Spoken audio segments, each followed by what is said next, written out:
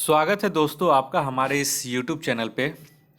दोस्तों जैसा कि दृष्टि का मैंने टेस्ट सीरीज़ 1 डाला था और उस टेस्ट सीरीज़ को आप लोगों ने बहुत प्यार दिया और बहुत सारे कमेंट्स आ गए अचानक से कि सर इसको कंटिन्यू कीजिए। और मैंने कहा था कि अगर 50 लोग का कमेंट्स आता तो ही मैं इसे कंटिन्यू करूँगा, लेकिन आप लोगों ने उस टेस्ट सीरीज़ को इतना प्यार दिया कि मुझे ये टेस्ट सीरीज़ कंटिन्यू करना पड़ रहा है। और इस टेस्ट सीरीज़ को जैसा कि मैंने बताया था कि बाइलिंगुअल मेथड में है, यानी कि हिंदी और इंग्लिश दोनों में है। और हमारे ज़्यादातर व्यूअर्स और सब्सक्राइबर करीब 90 से 95% लोग हिंदी मीडियम के हैं। तो इस वजह से मैं इस टेस्ट सीरीज़ का यहाँ पे इंग्लिश और हिंदी दोनों में दिया गया है, तो मैं इसका केवल हिंदी में क्वेश्चन और आंसर करवाऊंगा। लेकिन जो इसका क्वेश्चन सेट का जो पीडीएफ है वो दोनों जो हिंदी और इंग्लिश मीडियम है वो मैं अपने टेलीग्राम चैनल पे सेंड कर दूंगा, तो वहाँ से आप लोग हिंदी और इंग्लिश मीडियम दोनों लाभ उठा सकते हैं। और रही बात कि आप टेलीग्राम कैसे ज्वाइन कर सकते हैं, तो एक तो है डायरेक्ट मेथड। आप अपना टेलीग्राम ओपन कीजिए, वहाँ पे सर्च मेनू में आप सर्च कीजिए confusion9.2.11 और वहाँ पे आ जाएगा। तो डायरेक्ट आप डॉट मतलब DOT मत लिखिएगा, डॉट जो बिंदु होता है उसको लिखिएगा, ठीक है। तो 9.2.11 तो उसे आप सर्च कीजिएगा confusion9.2.11 और वहाँ पे आ जाएगा, उसे आप लोग ज्वाइन कर लीजिएगा। लगभग उसमें 3500 से ज़्यादा सब्सक्राइबर होने जा रहे हैं, तो वहाँ आप लोग उसे ज्वाइन कर सकते हैं। और एक है कि लिंक मैं डिस्क्रिप्शन बॉक्स में बहुत सारा जो टेस्ट सीरीज़ वगैरह का और टेलीग्राम का भी मैं डिस्क्रिप्शन बॉक्स में दे दूंगा लिंक, वहाँ से भी आप लोग डायरेक्ट ज्वाइन कर सकते हैं। और एक चीज़ और बता दें दोस्तों, इस वीडियो को शुरू करने से पहले, इस टेस्ट सीरीज़ को शुरू करने से पहले, कि ये टेस्ट सीरीज़ जैसे शुरू किया गया था बहुत सारे लोगों का तकलीफ़ों को देखते हुए। और हम सभी जानते हैं कि भारत में बहुत सारे ऐसे लोग हैं जो गरीबी रेखा से नीचे बसर करते हैं और उनमें कहीं ना कहीं इच्छा होती है कि वो भी एक अधिकारी बने। और उनके लिए ये टेस्ट सीरीज़ वगैरह ये सब, अभी दृष्टि वगैरह का जाइएगा तो आपको 5,000 4,000 4500 रुपये से ज़्यादा टेस्ट सीरीज़ आपको देने पड़ जाते हैं, जो कि पहले ही वो गरीब लोग छात्र जिनमें अभिलाषा रहती है कि वो आगे की तैयारी करेंगे, वो पहले ही साइड हो जाते हैं। और इन्हीं सब दुख तकलीफ़ों को देखते हुए मैंने ये फ्री टेस्ट सीरीज़ शुरू किया था विभिन्न इंस्टीट्यूट का, जो बहुत ही महत्वपूर्ण समझे जाते हैं और जो कि गरीबों के पहुंच से दूर ही रहती हैं। तो हम चाहते हैं कि हर कोई BPSC निकाले और जो बिहार दरोगा है वो भी इस वीडियो को देखें। और पूरा उम्मीद है कि वो लोग, आप लोग अगर जो दरोगा की तैयारी कर रहे हैं वो दरोगा बने और आगे भी बढ़ें, और जो BPSC निकालना चाहते हैं वो भी BPSC निकालें। और विश्वास मानिए, मैं आपका अगर BPSC का 66वीं BPSC हो जाता है, बहुत सारे लोगों का रिजल्ट निकलेगा, मैं आपको अपने अनुभव के अनुसार इसकी मेंस की भी तैयारी मैं करवाऊंगा आप लोगों को, और वो भी पूरी तरीके से एकदम फ्री ऑफ कॉस्ट, कोई भी पैसा नहीं लगेगा।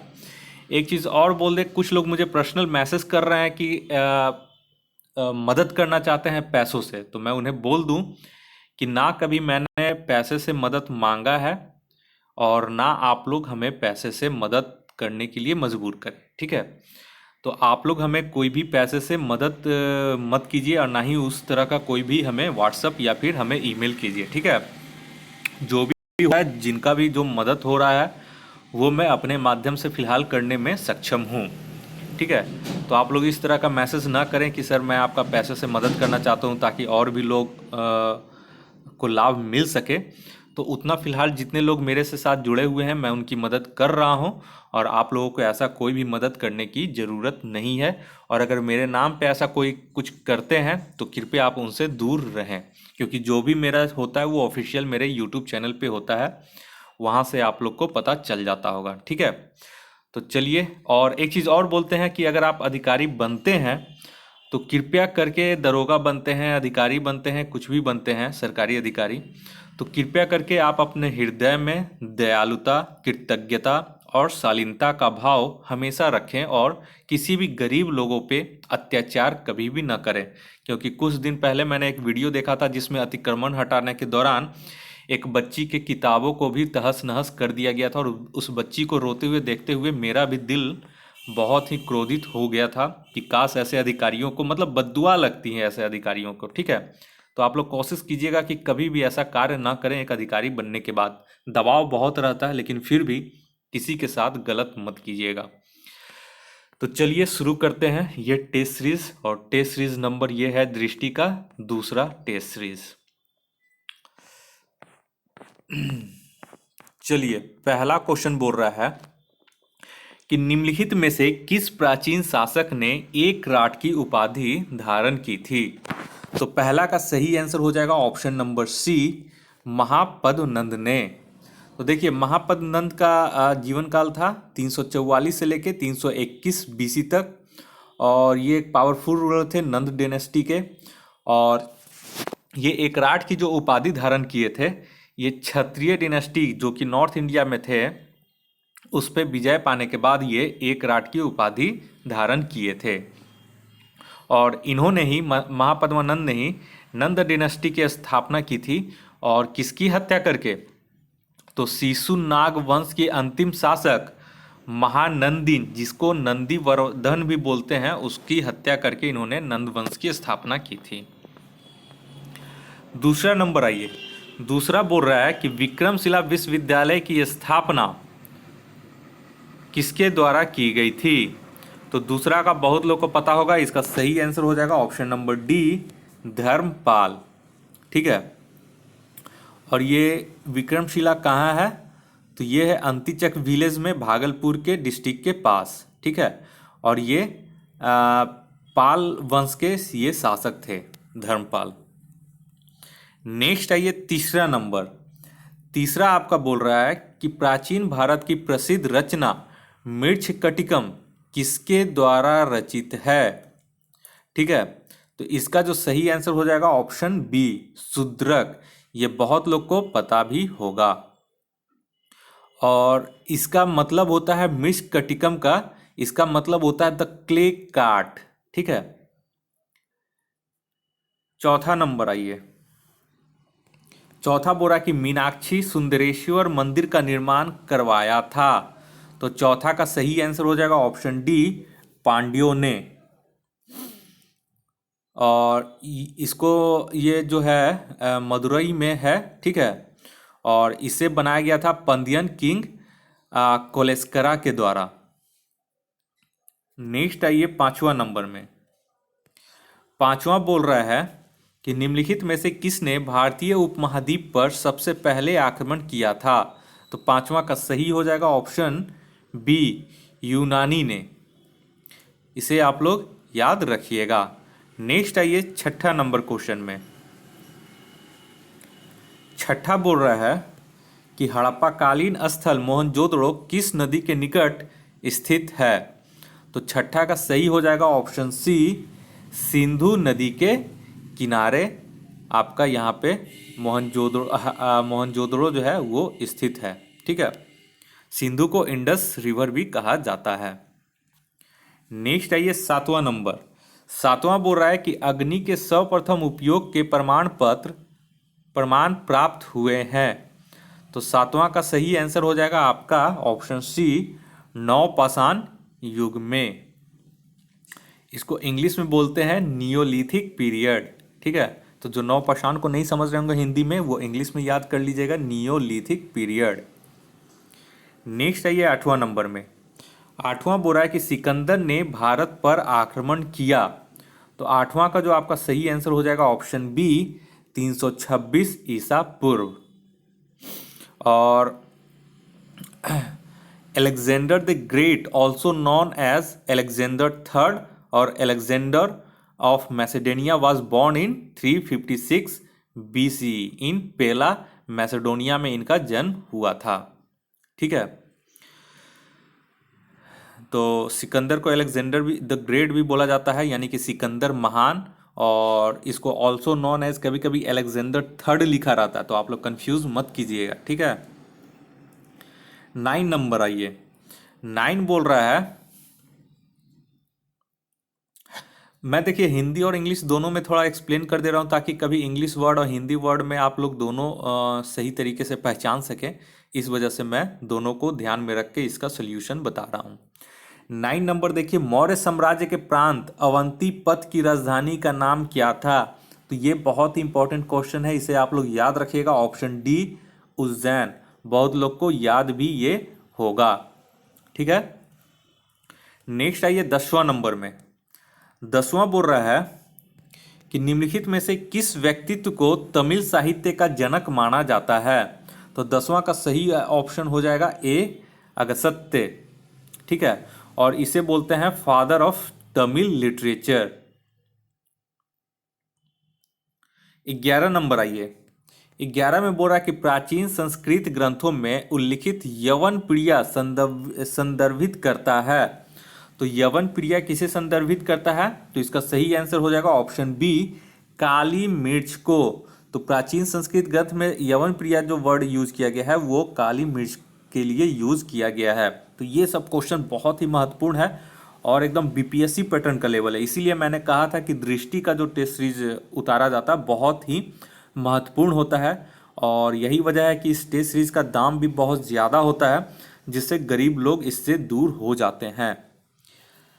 तो हमारे माध्यम से आप लोग कोई भी जो भी गरीब से गरीब भी होंगे उनके हाथ में बस मोबाइल होना चाहिए और आप लोग तैयारी कर सकते हैं। और ये विश्वास कीजिए, ये मैं लिखित रूप से दे सकता हूं कि अगर आप सिंसियर होकर तैयारी करते हैं तो आपका 100% बीपीएससी निकलेगा दोस्तों। 12 नंबर में आइए। 12 बोल रहा है कि निम्नलिखित में से किसने विजयनगर साम्राज्य की स्थापना की। तो 12 का सही हो जाएगा ऑप्शन ए हरियर और बुक्का। ये तो वन लाइनर है आपका। नेक्स्ट आइए 13 नंबर। 13 नंबर बोल रहा है कि मत विलास प्रहसन, ये भी एक तरह से इंपॉर्टेंट क्वेश्चन है। ठीक है, तो 13 नंबर बोल रहा है कि मत विलास प्रहसन एक लघु एकांकी संस्कृत नाटक है जिसे लिखा गया है। तो ये किसके द्वारा लिखा गया है? तो इसका सही हो जाएगा ऑप्शन सी महेंद्र वर्मन के द्वारा। और ये कौन थे? ये पल्लव किंग थे। तो महेंद्र वर्मन का भी दे देगा या फिर महेंद्र वर्मन प्रथम दे देगा, तो इसे आप लोग याद रखिएगा। नेक्स्ट आइए 14 नंबर में। 14 आपका बोल रहा है कि प्रशासनिक प्रणाली मनसबदारी मुगल साम्राज्य में किसके द्वारा शुरू की गई थी। तो 14 का सही आंसर जो हो जाएगा वो आपका हो जाएगा ऑप्शन सी अकबर के द्वारा। ठीक है, और ये कब किया गया था? तो 1571 ईस्वी में। नेक्स्ट आइए 15 नंबर। 15 बोल रहा है कि दिल्ली के किस सुल्तान ने दीवान ए मुस्तखराज विभाग की स्थापना की। तो ये 15 का जो सही आंसर हो जाएगा ऑप्शन सी अलाउद्दीन खिलजी।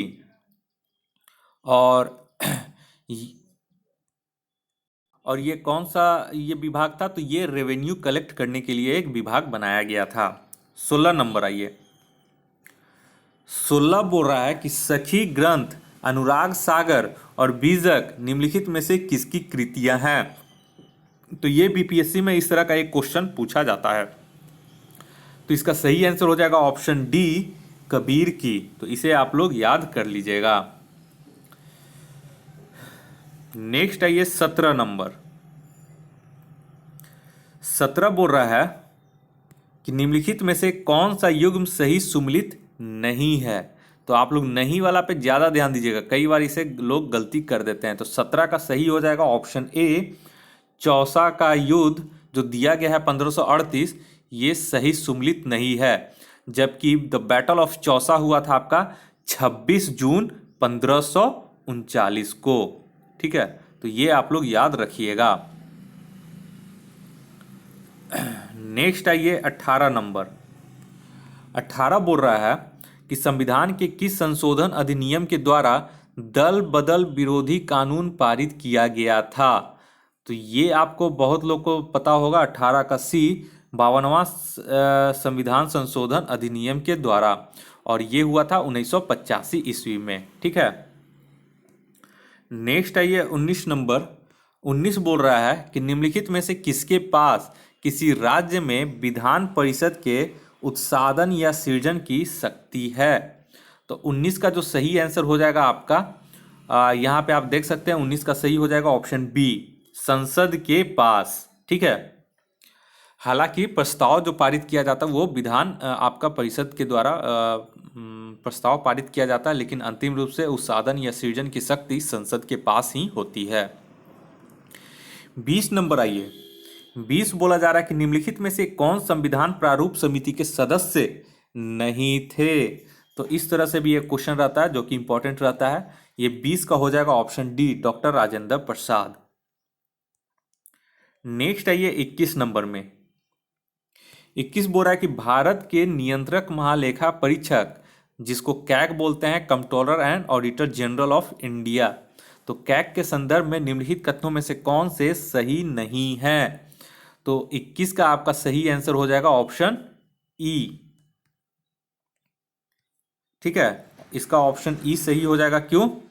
क्योंकि देखिए, पहला इसमें बोल रहा है कि कैग के पद का उल्लेख संविधान के भाग 6 में किया गया है। ठीक है, तो यहाँ पे बोल रहा है कौन सा सही नहीं है। तो कैग का जो उल्लेख किया गया है वो चैप्टर 5 में किया गया है, अंडर पार्ट 5 में। ठीक है, नेक्स्ट है कैग का जो मेंशन किया गया है वो आर्टिकल 148 से लेके 151 के बीच में किया गया है। और द कैग को जो अपॉइंट करता है वो प्रेसिडेंट करते हैं, यानी कि प्रेसिडेंट ऑफ इंडिया इसे अपॉइंट करते हैं। और इसका जो ऑफिस पीरियड होता है वो 6 ईयर्स होता है और up to the age of 65 साल, दोनों में से विच एवर इज अर्लियर, यानी या तो 6 साल या 65 साल, दोनों में से जो भी पहले हो। ठीक है, तो और he is the guardian of the public pursue and controls the entire financial system of the country at both levels, the centre and state. ठीक है, तो इस वजह से आप लोग इसे याद रखिएगा कैग का।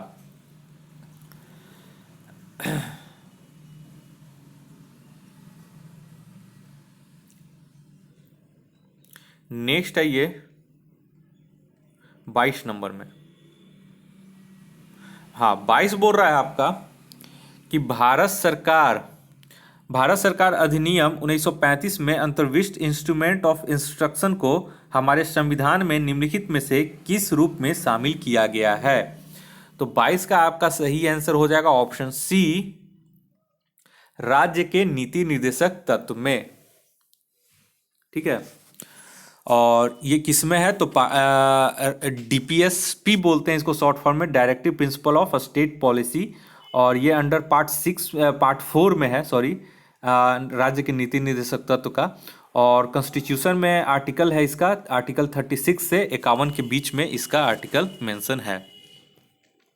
नेक्स्ट आइए 23 नंबर में। 23 नंबर बोल रहा है कि निम्नलिखित में से कौन से सरदार स्वर्ण सिंह समिति की अनुशंसा का परिणाम है। तो 23 का इसमें से हो जाएगा ऑप्शन ए, मूल कर्तव्य। तो स्वर्ण सिंह समिति ने ही मूल कर्तव्य की अनुशंसा की थी। नेक्स्ट आइए 24 नंबर। 24 बोल रहा है कि निम्नलिखित में से कौन अंतर्राज्यीय परिषद इंटर स्टेट काउंसिल की अध्यक्षता करता है। तो ये बहुत लोग को पता होगा, तो इसका सही आंसर हो जाएगा ऑप्शन बी, प्रधानमंत्री। और ये होता है आर्टिकल 263 के तहत। ठीक ना। नेक्स्ट आइए 25 नंबर। 25 बोल रहा है भारत के उपराष्ट्रपति के रूप में निर्वाचित होने वाला व्यक्ति न्यूनतम कितनी आयु पूरी कर चुका हो। तो 25 का आपका सही आंसर हो जाएगा ऑप्शन डी, 35 वर्ष। उपराष्ट्रपति के लिए न्यूनतम 35 वर्ष की उम्र होनी आवश्यक है। नेक्स्ट आइए 36 नंबर। 36 बोल रहा है कि किसकी अनुशंसा पर धन विधेयक मनी बिल लोकसभा में पेश किया जाता है। तो 26 का जो आपका सही आंसर हो जाएगा वो हो जाएगा ऑप्शन बी, राष्ट्रपति की अनुशंसा पर। और धन विधेयक है कि नहीं है इसका निर्णय लोकसभा अध्यक्ष करता है।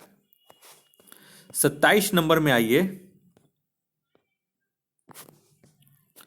27 बोल रहा है कि संविधान का निम्नलिखित में से कौन सा अनुच्छेद राष्ट्रपति को अध्यादेश लाने की शक्ति प्रदान करता है।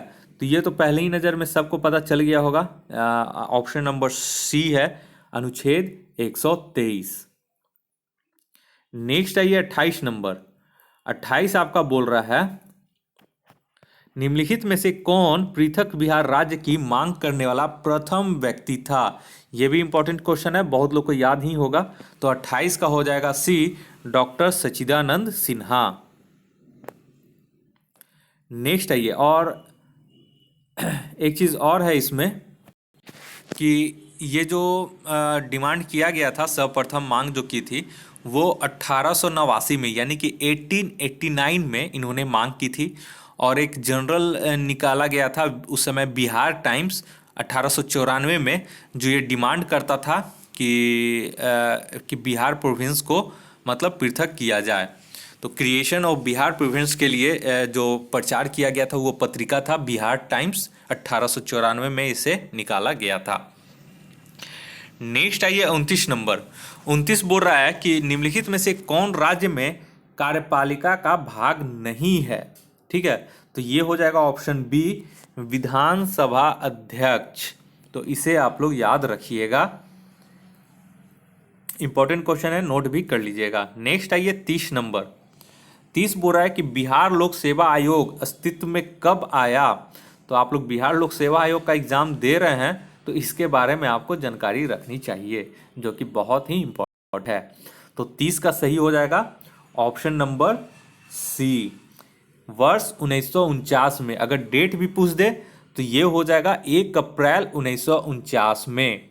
तो देखिए, the Bihar public service commission यानी कि BPSC is a body created by the constitution of India under article 315 यानी 315 के तहत इसका निर्माण किया गया है। ठीक है, तो ये चीज आपका बहुत इंपॉर्टेंट है, जिसे आप लोग को याद रखना चाहिए। नेक्स्ट आइए 31 नंबर। 31 बोल रहा है कि बिहार में कितने जिले हैं? तो ये तो बहुत लोग को पता होगा जो भी तैयारी करते होंगे। तो यहाँ पे 38 है, तो ई ऑप्शन हो जाएगा, क्योंकि इसमें 38 जिले हैं, तो इसमें कोई भी नहीं दिया गया है। और कितने डिवीजन होगा? तो डिवीजन आपका 9 डिवीजन हो जाएगा। सब डिवीजन पूछेगा तो 101 हो जाएगा, और अगर ब्लॉक्स पूछेगा बिहार में तो 534 ब्लॉक हो जाएगा। 32 नंबर आइए। 32 बोल रहा है आपका कि निम्नलिखित उपकरणों में से कौन सा वातावरण में सापेक्ष आर्द्रता यानी कि रिलेटिव ह्यूमिडिटी की माप करता है? तो 32 का आपका हो जाएगा इसमें से साइक्रोमीटर। ठीक है, तो 32 का आपका बी यहां पे सही आंसर हो जाएगा।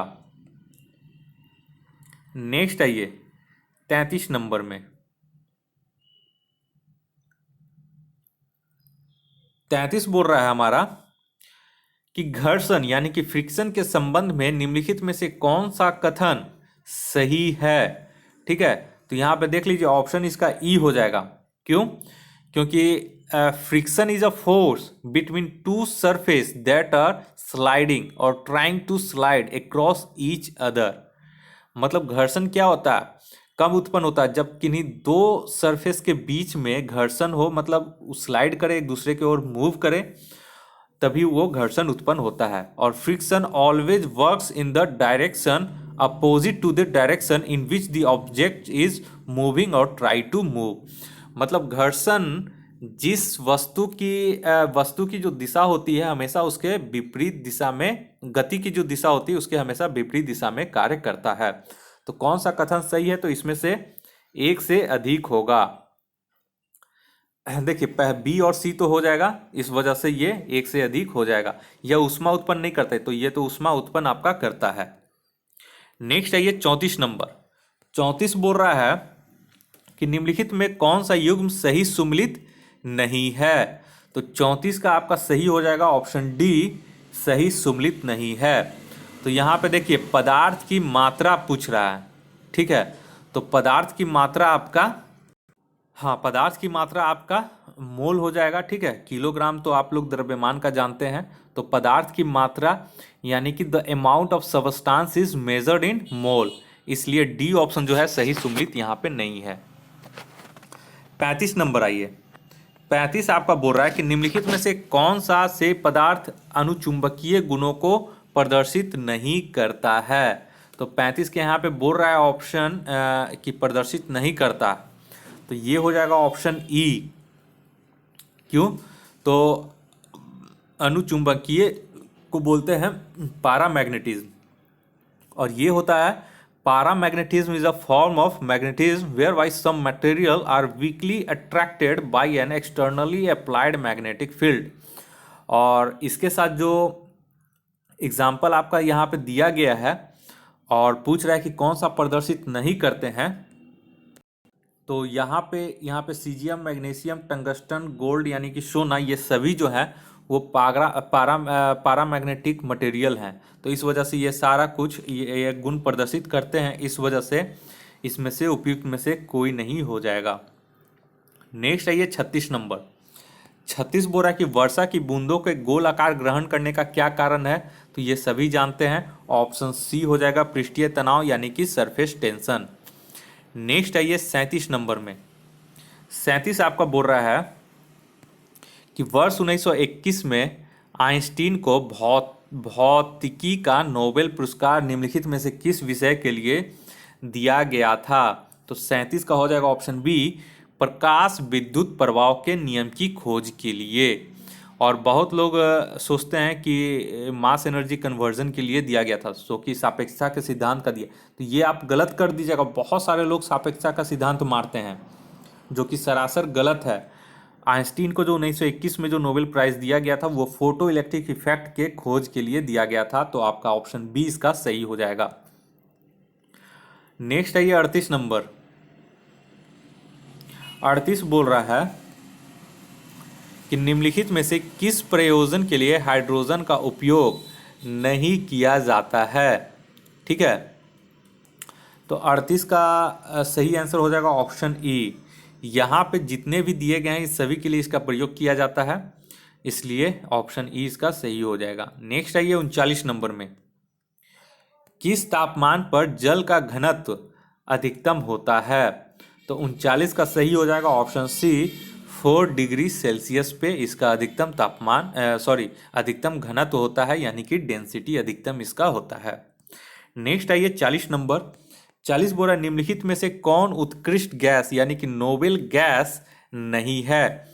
तो 40 का सही हो जाएगा ऑप्शन ए, आर्सेनिक जो है वो नोबेल गैस नहीं है, जबकि ऑप्शन में दिए गए सभी नोबेल गैस हैं। तो नोबेल गैस को ही इनर्ट गैस बोलते हैं और ये जनरली नॉन रिएक्टिव होते हैं विथ अदर सब्सटेंस। और नोबेल गैस के या फिर इनर्ट गैस के जो उदाहरण है वो है helium, neon, organ, krypton, xenon, radon और ऑग्नेशियम। ठीक है, तो ये सब जो है ये नोबेल गैस या फिर इनर्ट गैस इन्हें कहा जाता है। नेक्स्ट है ये 41 नंबर। 41 में बोला जा रहा है कि फोटोग्राफी में इस्तेमाल होने वाला लवण है। तो फोटोग्राफी में कौन सा लवण इस्तेमाल होता है? तो ये हो जाएगा ऑप्शन बी, सिल्वर ब्रोमाइड, जिसका रासायनिक फार्मूला होता है AgBr। ठीक है, नेक्स्ट आइए, और ये लाइट सेंसिटिव इन नेचर का होता है। ठीक है, सिल्वर ब्रोमाइड।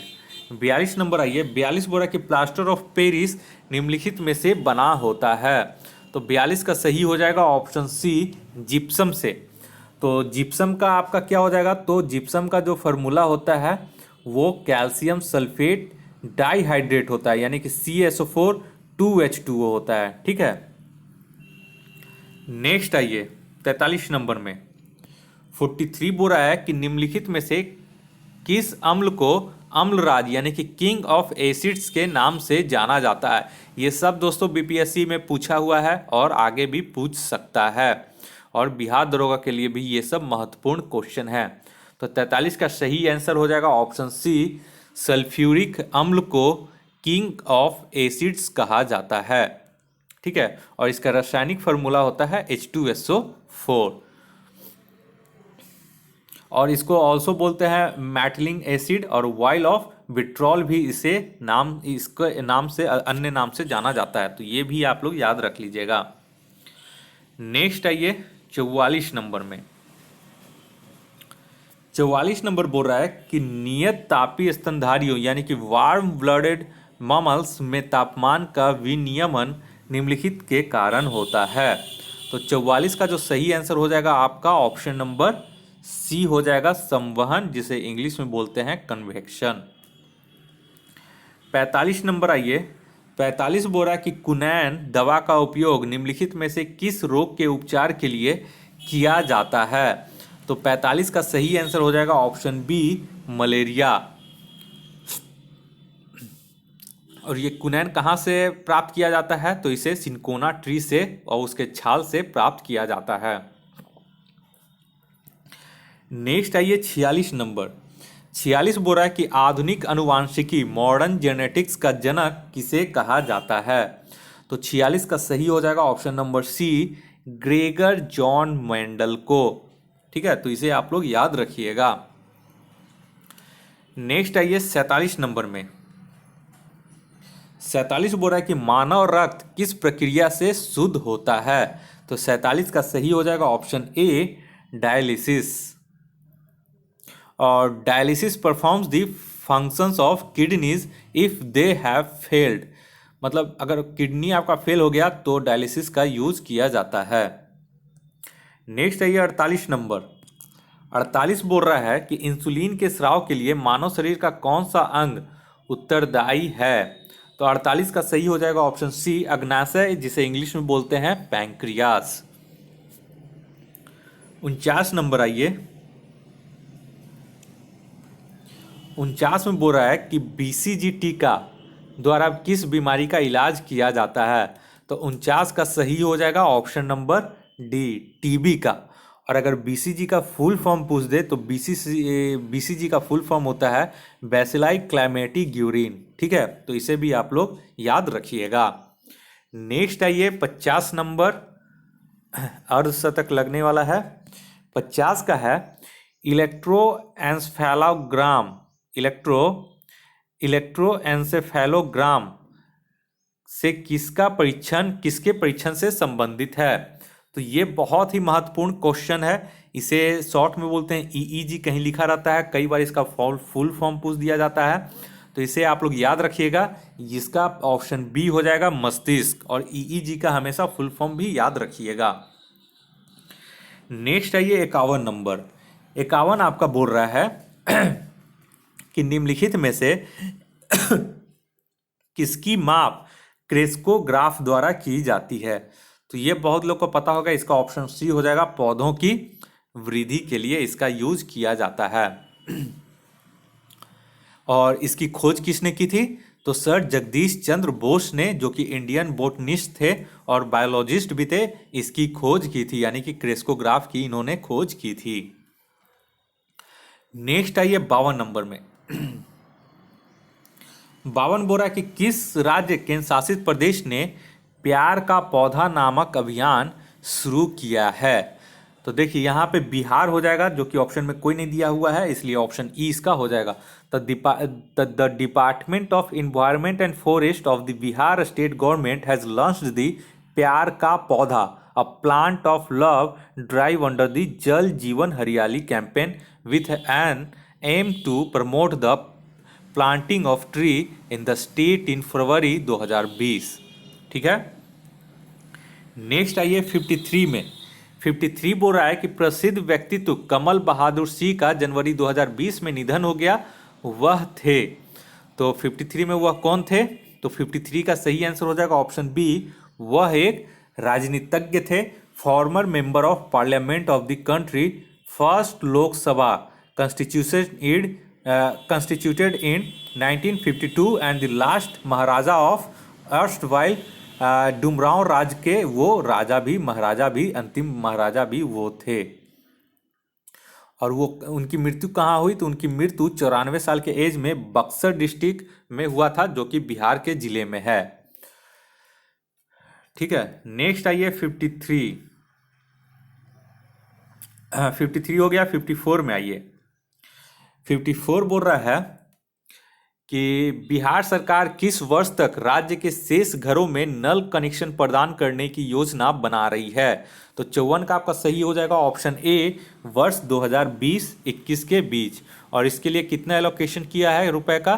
तो 1832.66 करोड़ रुपए का इसको एलोकेशन किया गया है। नेक्स्ट आइए 55 नंबर में। 55 बोल रहा है कि बिहार के निम्नलिखित में से किस स्थान पर राष्ट्रीय इलेक्ट्रॉनिक्स और सूचना प्रौद्योगिकी संस्थान NIELIT नामक कौशल केंद्र की आधारशिला रखी गई है। तो 55 का सही हो जाएगा ऑप्शन डी, मुजफ्फरपुर। और NIELIT का होता है आप लोग का national institute of electronics and information technology, और इसका अगस्त 2020 में आधारशिला रखी गई है। नेक्स्ट है ये 56 नंबर। 56 आपका बोल रहा है कि निम्नलिखित में से कौन सा चक्रवात अपने प्रभावित देश के साथ सही सुमेलित नहीं है। तो 56 का सही हो जाएगा ऑप्शन ई। तो देखिए सबसे पहले हरिकेन जो है, यहाँ पे तो हरिकेन नहीं दिया हुआ है, यानी कि लौरा दिया हुआ है, ठीक है। तो एक तरह का ये हरिकेन लौरा ही है। तो अगर लौरा ना हरिकेन दे या फिर लौरा दे तो आप लोग इसे वही समझिएगा। तो लौरा या हरिकेन जो होता है वो यूनाइटेड स्टेट ऑफ अमेरिका में होता है, यहाँ पे ब्राज़ील दिया हुआ है जो कि गलत है। और वहीं पे आपका हरिकेन, ये सब हरिकेन का एक तरह से प्रकार है, ठीक है। तो नाना जो है, नाना आपका north coast of central America का है, जो कि ये भी गलत दिया गया है। और वहीं पे टाइफून जो है, टाइफून आपका मास्क एंड हाइसिन है, ये कोरिया में होता है, जापान में नहीं, ठीक है, ये कोरियन है चक्रवात। और अम्फान जो आप देख रहे हैं, ये सुपर साइक्लोन अम्फान होता है, ये इंडिया और बांग्लादेश के क्षेत्रों में पाया जाता है, तो ये भी गलत है। तो यहाँ पे बोरा 7 सही सुमेलित है, तो यहाँ से कोई भी सुमेलित नहीं है, तो उपयुक्त में से कोई नहीं हो जाएगा। नेक्स्ट आइए 57 में। तो दोस्तों एक चीज़ और है कि आप लोग टेस्ट सीरीज ये करवा रहा हूँ आप लोगों को, और भी बहुत सारे लोग ज़रूरतमंद हैं जो फ़िलहाल उन्हें इसके बारे में पता नहीं है। तो आप जो भी ज़रूरतमंद हैं कृपया करके इस टेस्ट सीरीज को, हमारे इस चैनल को सब्सक्राइब करने के लिए शेयर कर दें। और जो भी आपको लगता है कि जहाँ पे भी इसकी ज़रूरत है, लोगों को पता नहीं है, तो कृपया करके उसे हमारे टेलीग्राम चैनल को भी ज्वाइन करने के लिए कहें, और हमारे इस यूट्यूब चैनल को और इस टेस्ट सीरीज़ को आप लोग फॉरवर्ड कर दें, ताकि ज़्यादा से ज़्यादा लोग इसका लाभ उठा सकें और अवसाद में ना रहें। बहुत सारे लोग लॉकडाउन के वजह से घर चले गए हैं, बहुत सारे लोगों के पास सुविधा उपलब्ध नहीं है, बहुत सारे लोगों के पास बुक अवेलेबल नहीं हो पा रहे हैं, तो इस वजह से उन लोगों को भी फ़ायदा हो सके। नेक्स्ट आइए 57 नंबर। 57 बोल रहा है कि हाल ही में घोषित प्रोजेक्ट टाइगर प्रोजेक्ट डॉल्फिन के संबंध में निम्नलिखित में से कथनों में से कौन से सही नहीं है। तो यहाँ पे है पहला ऑप्शन बोल रहा है कि यह परियोजना प्रोजेक्ट टाइगर की तर्ज पर होगी, जो कि सही है, ठीक है। और परियोजना की कुल अवधि 20 वर्ष की होगी, जो कि गलत है, ये 10 वर्ष की होगी, ठीक है। और इसका उद्देश्य केवल नदी डॉल्फिन को बचाना है, ऐसा नहीं है, समुद्री डॉल्फिन को भी बचाना है, इसका उद्देश्य है, तो ये भी आपका गलत है। हाँ, तो हम बात कर रहे थे 57 नंबर क्वेश्चन का। तो पहला जो है ऑप्शन सही दिया हुआ है, दूसरा जो गलत दिया हुआ है ये 10 वर्ष के लिए होगी, और तीसरा जो ऑप्शन दिया हुआ है केवल नदी डॉल्फिन के लिए, कि जो कि गलत है, ये समुद्री डॉल्फिन के लिए भी है और नदी डॉल्फिन दोनों के लिए है। और चौथा जो बोला, इसे जल शक्ति मंत्रालय द्वारा लागू किया जा रहा है, जो कि गलत है, इसे जो है आपका ministry of environment, forest and climate change के द्वारा इसे लागू किया जा रहा है। तो यहाँ पे से कौन सा सही नहीं है, तो यहाँ पे एक से अधिक जो है वो सही नहीं है, इस वजह से ऑप्शन ई इसका सही हो जाएगा। नेक्स्ट आइए 58 नंबर में, ठीक है। 58 आपका बोल रहा है कि निम्नलिखित में से कौन वैश्विक नवाचार सूचकांक प्रकाशित करता है। तो 58 का जो सही हो जाएगा आपका ऑप्शन डी हो जाएगा, विश्व बौद्धिक संपदा संगठन और कार्नेल विश्वविद्यालय और इंसीड के द्वारा इसे, मतलब संयुक्त रूप से इसे प्रकाशित किया जाता है, ठीक है। और इसको इंग्लिश में बोलते हैं वीपो, WIPO, मतलब कि वर्ल्ड इंटेलेक्चुअल प्रॉपर्टी ऑर्गेनाइजेशन, ठीक है। नेक्स्ट आइए, और इसका एक चीज़ और है 58 का, आप लोग ध्यान रखिएगा कि द ग्लोबल इनोवेशन इंडेक्स 2020 में इंडिया का 48 रैंक आया है, 48 रैंक आया है, और 2019 में इसका 52 रैंक था, ठीक है। नेक्स्ट आइए, और इसमें कितने इसमें 80 इंडिकेटर्स होते हैं, ठीक है। नेक्स्ट आइए 59 में।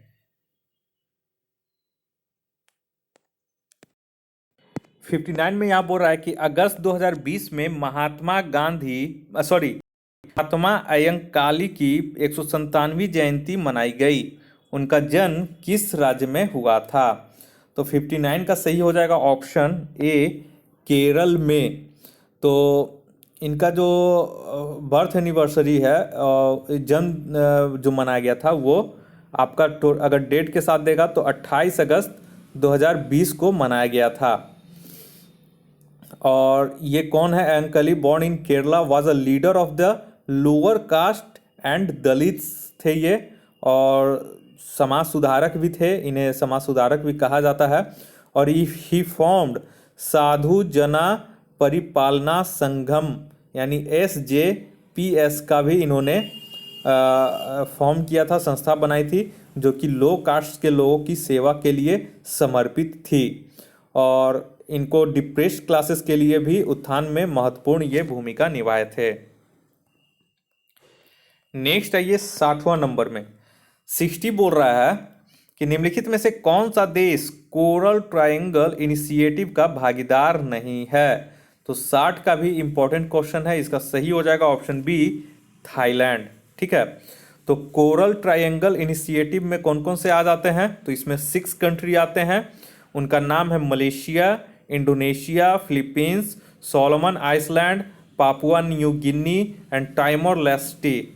ठीक है, तो ये आप लोग याद कर लीजिएगा, टाइमोर लेस्टे। ठीक है, तो कौन नहीं शामिल है इसमें? तो थाईलैंड इसमें शामिल नहीं है। नेक्स्ट आइए 61 में 61 बोल रहा है कि सत्यभामा पोर्टल शुरू किया गया है। तो सत्यभामा पोर्टल किसके द्वारा शुरू किया गया है?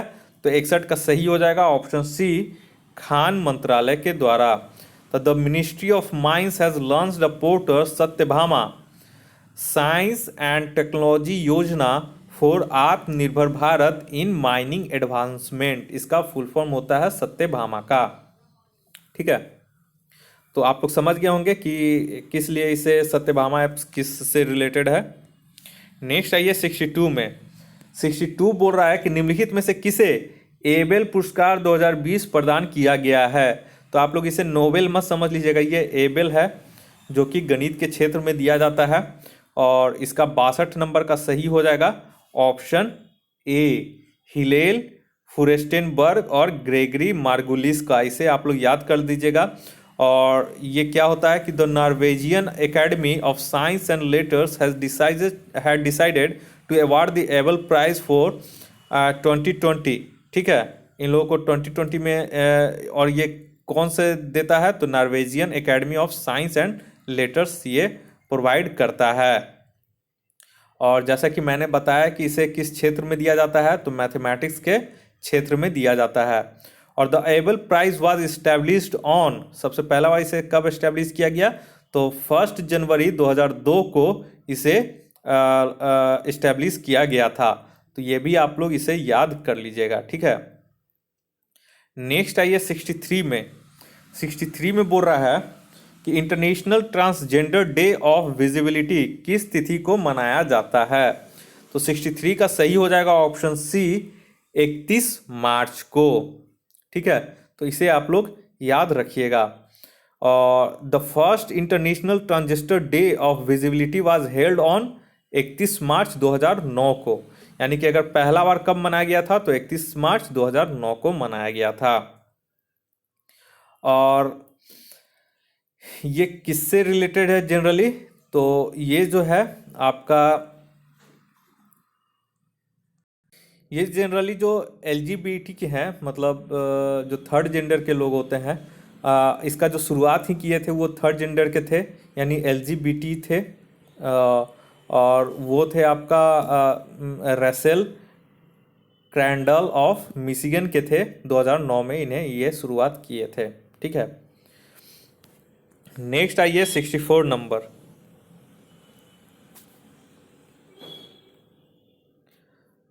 64 बोल रहा है कि निम्नलिखित अंतरिक्ष एजेंसियों में से किसने परसिवरेंस रोवर मिशन लॉन्च किया है? तो 64 का आपका सही हो जाएगा option D, national aeronautics and space administration यानी कि नासा ने has launch the Mars 2020 perseverance rover mission, ठीक है। और ये है विथ यूनाइटेड लॉन्च अलायंस के साथ, यूएलए एटलस 5 रॉकेट के साथ इसे लॉन्च किया गया है। नेक्स्ट आइए 65 नंबर।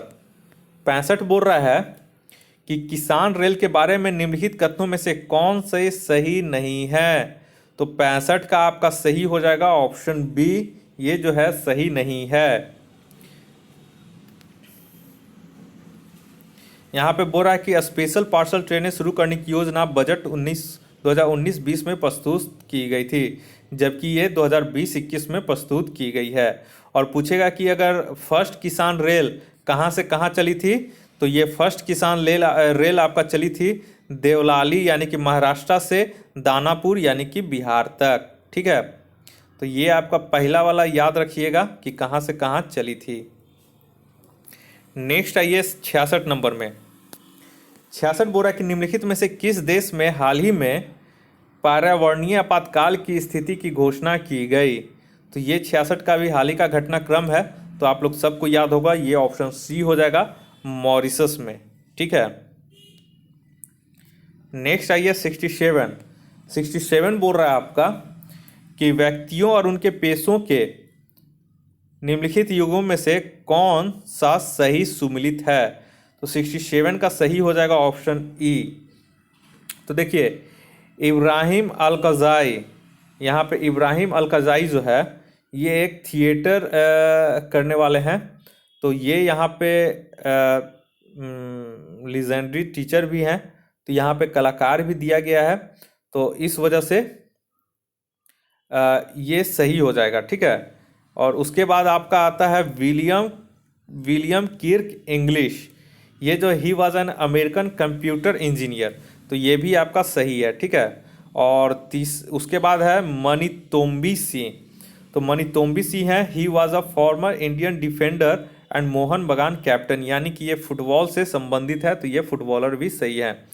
और लास्ट है John Hume, he was the prominent Northern Ireland politician and former Nobel peace prize winner भी हैं, तो ये एक राजनीतिज्ञ है, तो ये भी इसका सही है। यानी कि इनमें से सभी युग्म सही है, इसलिए उपयुक्त में से एक से अधिक हो जाएगा।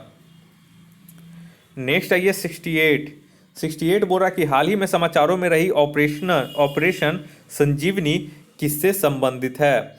तो 68 का आपका सही हो जाएगा ऑप्शन बी, कोविड-19 से लड़ने के लिए मालदीव को चिकित्सीय सुविधा प्रदान करने से, जो कि भारत ने उसे प्रदान किया था। नेक्स्ट आइए, और इसमें क्या दिया गया था, तो 6.2 tons of essential medicine provide करवाया गया था आपको मालदीव को, ठीक है। और the medicines were delivered by a Hercules C-130J-30 aircraft के द्वारा इंडियन एयरफोर्स के द्वारा उसे भेजा गया था। नेक्स्ट आइए 69 बोल रहा है कि निम्नलिखित में से किस स्थान पर भारत का पहला केंद्रीय पुलिस विश्वविद्यालय स्थापित किया जाएगा। तो 69 भी बहुत हाल ही में चर्चा में रहा था, तो इसका सही आंसर हो जाएगा ऑप्शन ए, ग्रेटर नोएडा, जो कि उत्तर प्रदेश में है, यमुना एक्सप्रेसवे के पास। नेक्स्ट आइए 70 नंबर।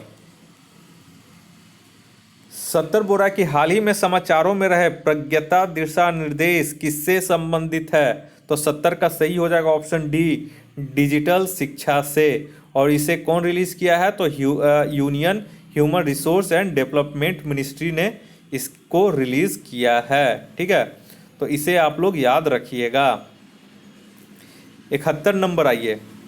71 बोल रहा है कि मोहिदीन बिन हाजी मोहम्मद यासीन को हाल ही में किस देश के प्रधानमंत्री के रूप में नियुक्त किया गया है। तो इसे ऑप्शन सी हो जाएगा, मलेशिया के प्रधानमंत्री के रूप में इसे नियुक्त किया गया है, और ये मलेशिया के 8वें प्रधानमंत्री बने हैं। 72 नंबर आइए। 72 बोल रहा है आपका, 72 नंबर बोल रहा है कि निम्नलिखित में से किसने हंगरी, ठीक है, हंगरी ग्रैंड प्री 2020 जीता है। तो हंगरी ग्रैंड प्री 2020 कौन जीते हैं, तो ये एक तरह का कार फार्मूला रेस है जिसमें कारों की रेस होती है, तो ये हो जाएगा ऑप्शन बी, लुइस हैमिल्टन, ठीक है। तो इसे आप लोग याद रखिएगा। नेक्स्ट आइए 73 नंबर में। 73 है 2020 का कॉमनवेल्थ शॉर्ट स्टोरी पुरस्कार कृतिका पांडे ने जीता, वे किस राज्य से संबंधित हैं? तो 73 का सही हो जाएगा ऑप्शन नंबर डी, झारखंड से। और ये जो है ये 29 साल की हैं और हर शॉर्ट स्टोरी है the great Indian T and snacks. तो इनका कौन सा शॉर्ट स्टोरी के लिए दिया गया है? तो the great Indian T and snacks के लिए इन्हें ये पुरस्कार दिया गया है। ठीक है, नेक्स्ट आइए 74 नंबर। 74 बोल रहा है कि वर्ष 2020 के लिए कुल कितने खेल हस्तियों को राजीव गांधी खेल रत्न पुरस्कार दिया गया है? तो ये मैंने टेस्ट नंबर 1 में भी इसका करवाया गया था, तो आप लोग वहाँ से भी इस सब का मैंने नाम बता दिया था। तो इसमें टोटल ऑप्शन यहाँ पे सी हो जाएगा, 5 लोगों को दिया गया है। तो 29 अगस्त को दिया गया था, ठीक है, 29 अगस्त 2020 को दिया गया था। और किन किन लोगों को दिया गया है? और ये फर्स्ट टाइम है कि 5 लोगों को राजीव गांधी खेल रत्न पुरस्कार दिया गया है। तो देख लीजिए, बता देते हैं, याद कर लीजिए, इसमें से कोई ना कोई रहेगा क्वेश्चन, चाहे वो बिहार दरोगा का पीटी हो, चाहे वो बीपीएससी का मेंस हो, चाहे वो कोई भी अन्य एग्जाम हो, ये इसमें से एक क्वेश्चन देगा जिसका कि मैं पूरा डिटेल एक्सप्लेनेशन आपको बता देता हूँ। तो ये 29 अगस्त 2020 को दिया गया था राजीव गांधी खेल रत्न पुरस्कार।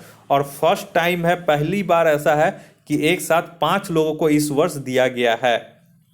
किन किन लोगों को दिया है? तो पहला मानिका बत्रा जो कि टेबल टेनिस से संबंधित है, दूसरा विनेश फोगाट जो कि रेसलिंग है, तीसरा मरियप्पम थंगरवेल्लू जो कि पारा एथलेटिक्स हैं, चौथा रोहित शर्मा जो कि क्रिकेट से संबंधित है, और पांचवा रानी रामपाल जो कि हॉकी से संबंधित हैं। तो इसे आप लोग याद कर लीजिएगा।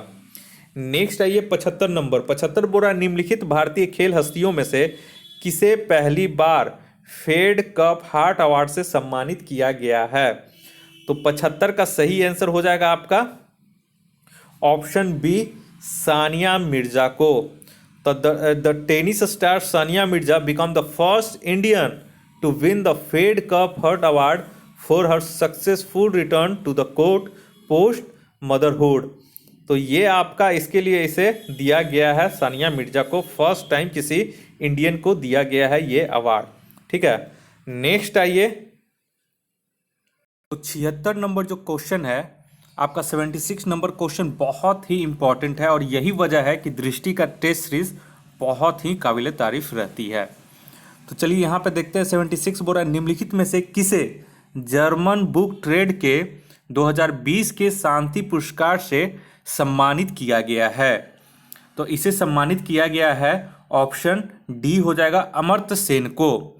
तो अमर्त्य सेन कौन है? तो the 86 year old Harvard professor है and past Nobel prize winner है। Amartya Sen has been awarded the 2020 peace prize of the German book trade for his decades long work on the question as a question of global justice, hence D is correct answer.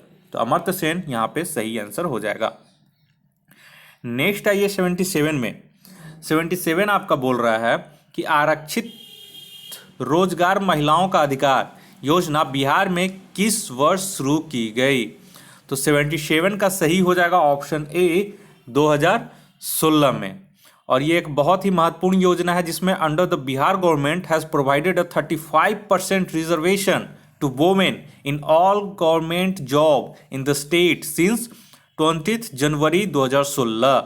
यानी 20 January 2016 से, जैसा कि हम सभी जानते हैं कि बिहार के जो भी एग्ज़ाम हो रहे हैं उसमें महिलाओं के लिए अलग से 35% रिजर्व कर दिया गया है, जो कि एक बहुत ही बड़ा स्कीम है, बहुत ही महत्वपूर्ण स्कीम है। नेक्स्ट आइए 78 में। 78 बोल रहा है कि निम्नलिखित में से 12वीं पंचवर्षीय योजना की अवधि क्या थी? तो 78 तो बहुत इजी है, तो ऑप्शन सी हो जाएगा, वर्ष 2012 से 2017। नेक्स्ट आइए 79 में। 79 आपका बोल रहा है कि आयुष्मान भारत किस नीति के तहत प्रधानमंत्री द्वारा शुरू की गई एक राष्ट्रीय पहल है? तो 79 का सही हो जाएगा ऑप्शन डी, राष्ट्रीय स्वास्थ्य नीति। आयुष्मान भारत और healthy India is a national initiative launched by Prime Minister Narendra Modi as part of National Health Policy 2017 in order to achieve the vision of Universal Health Coverage UHC. तो hence D is the right option. Next आइए 80 number. 80 बोल रहा है उद्यमशीलता पारिस्थितिकी तंत्र के संदर्भ में भारत का क्या स्थान है।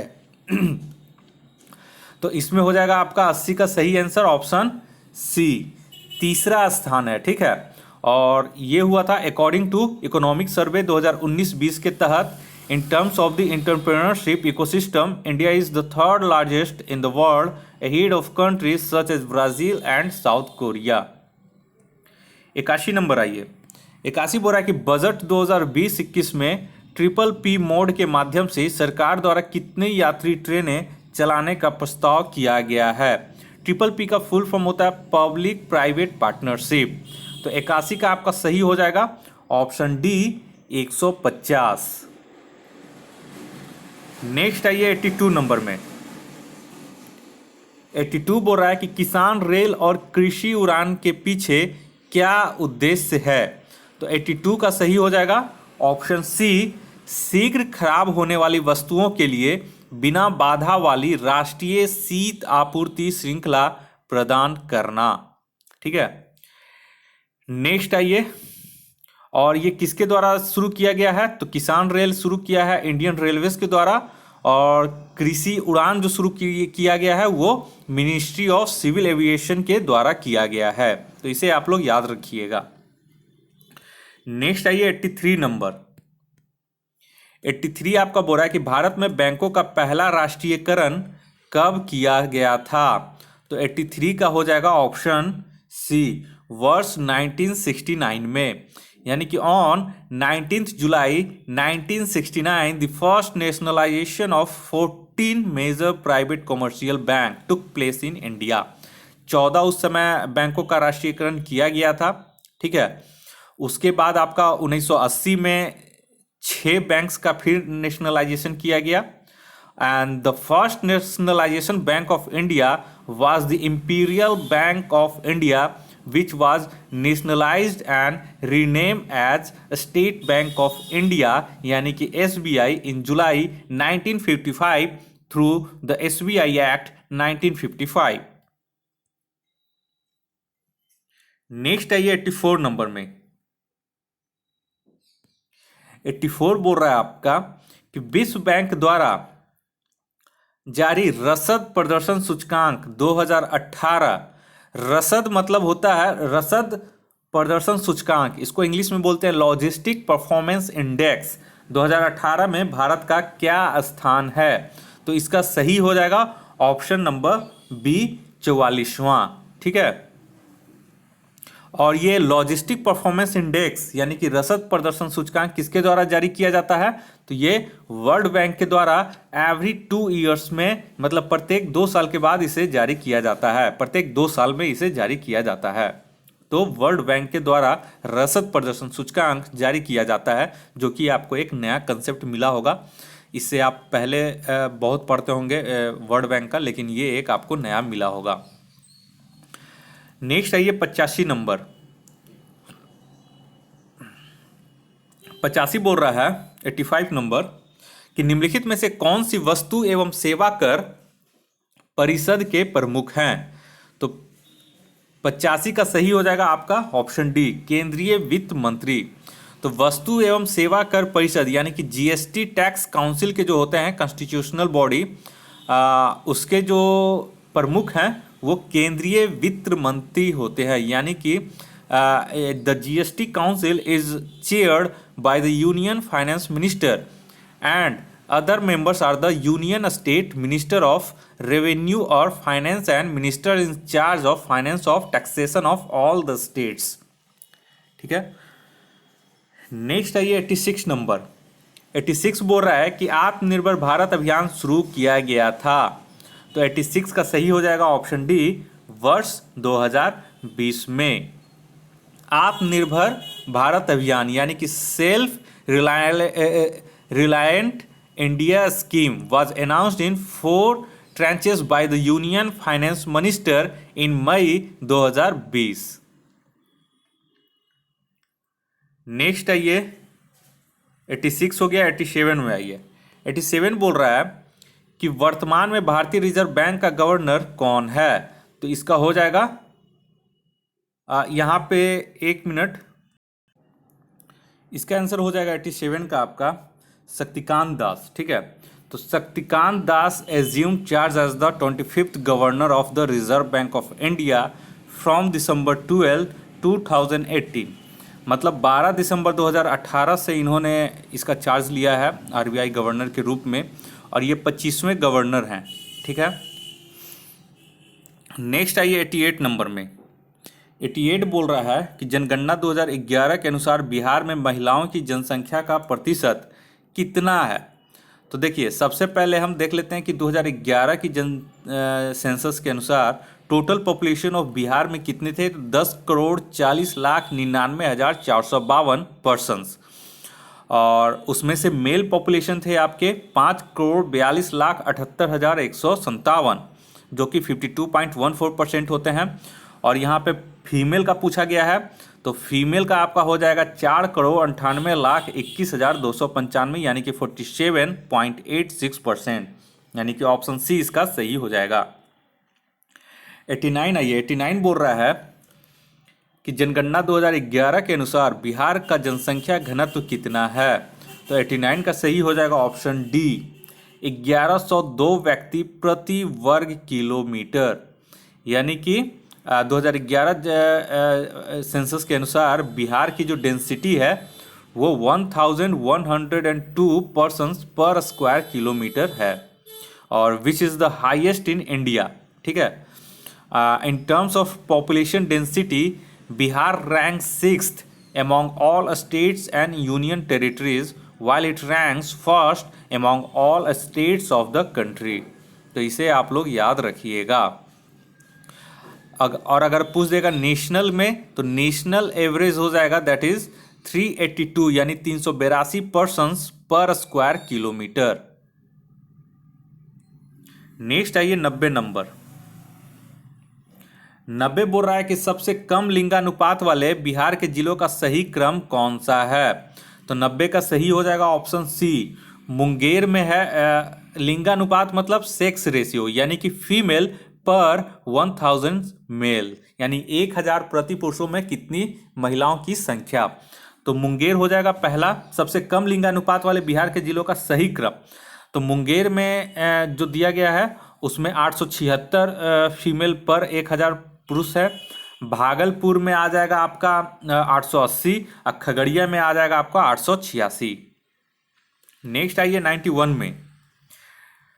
91 बोल रहा है कि जनगणना 2011 के अनुसार बिहार में अनुसूचित जनजातियों की आबादी का प्रतिशत कितना है।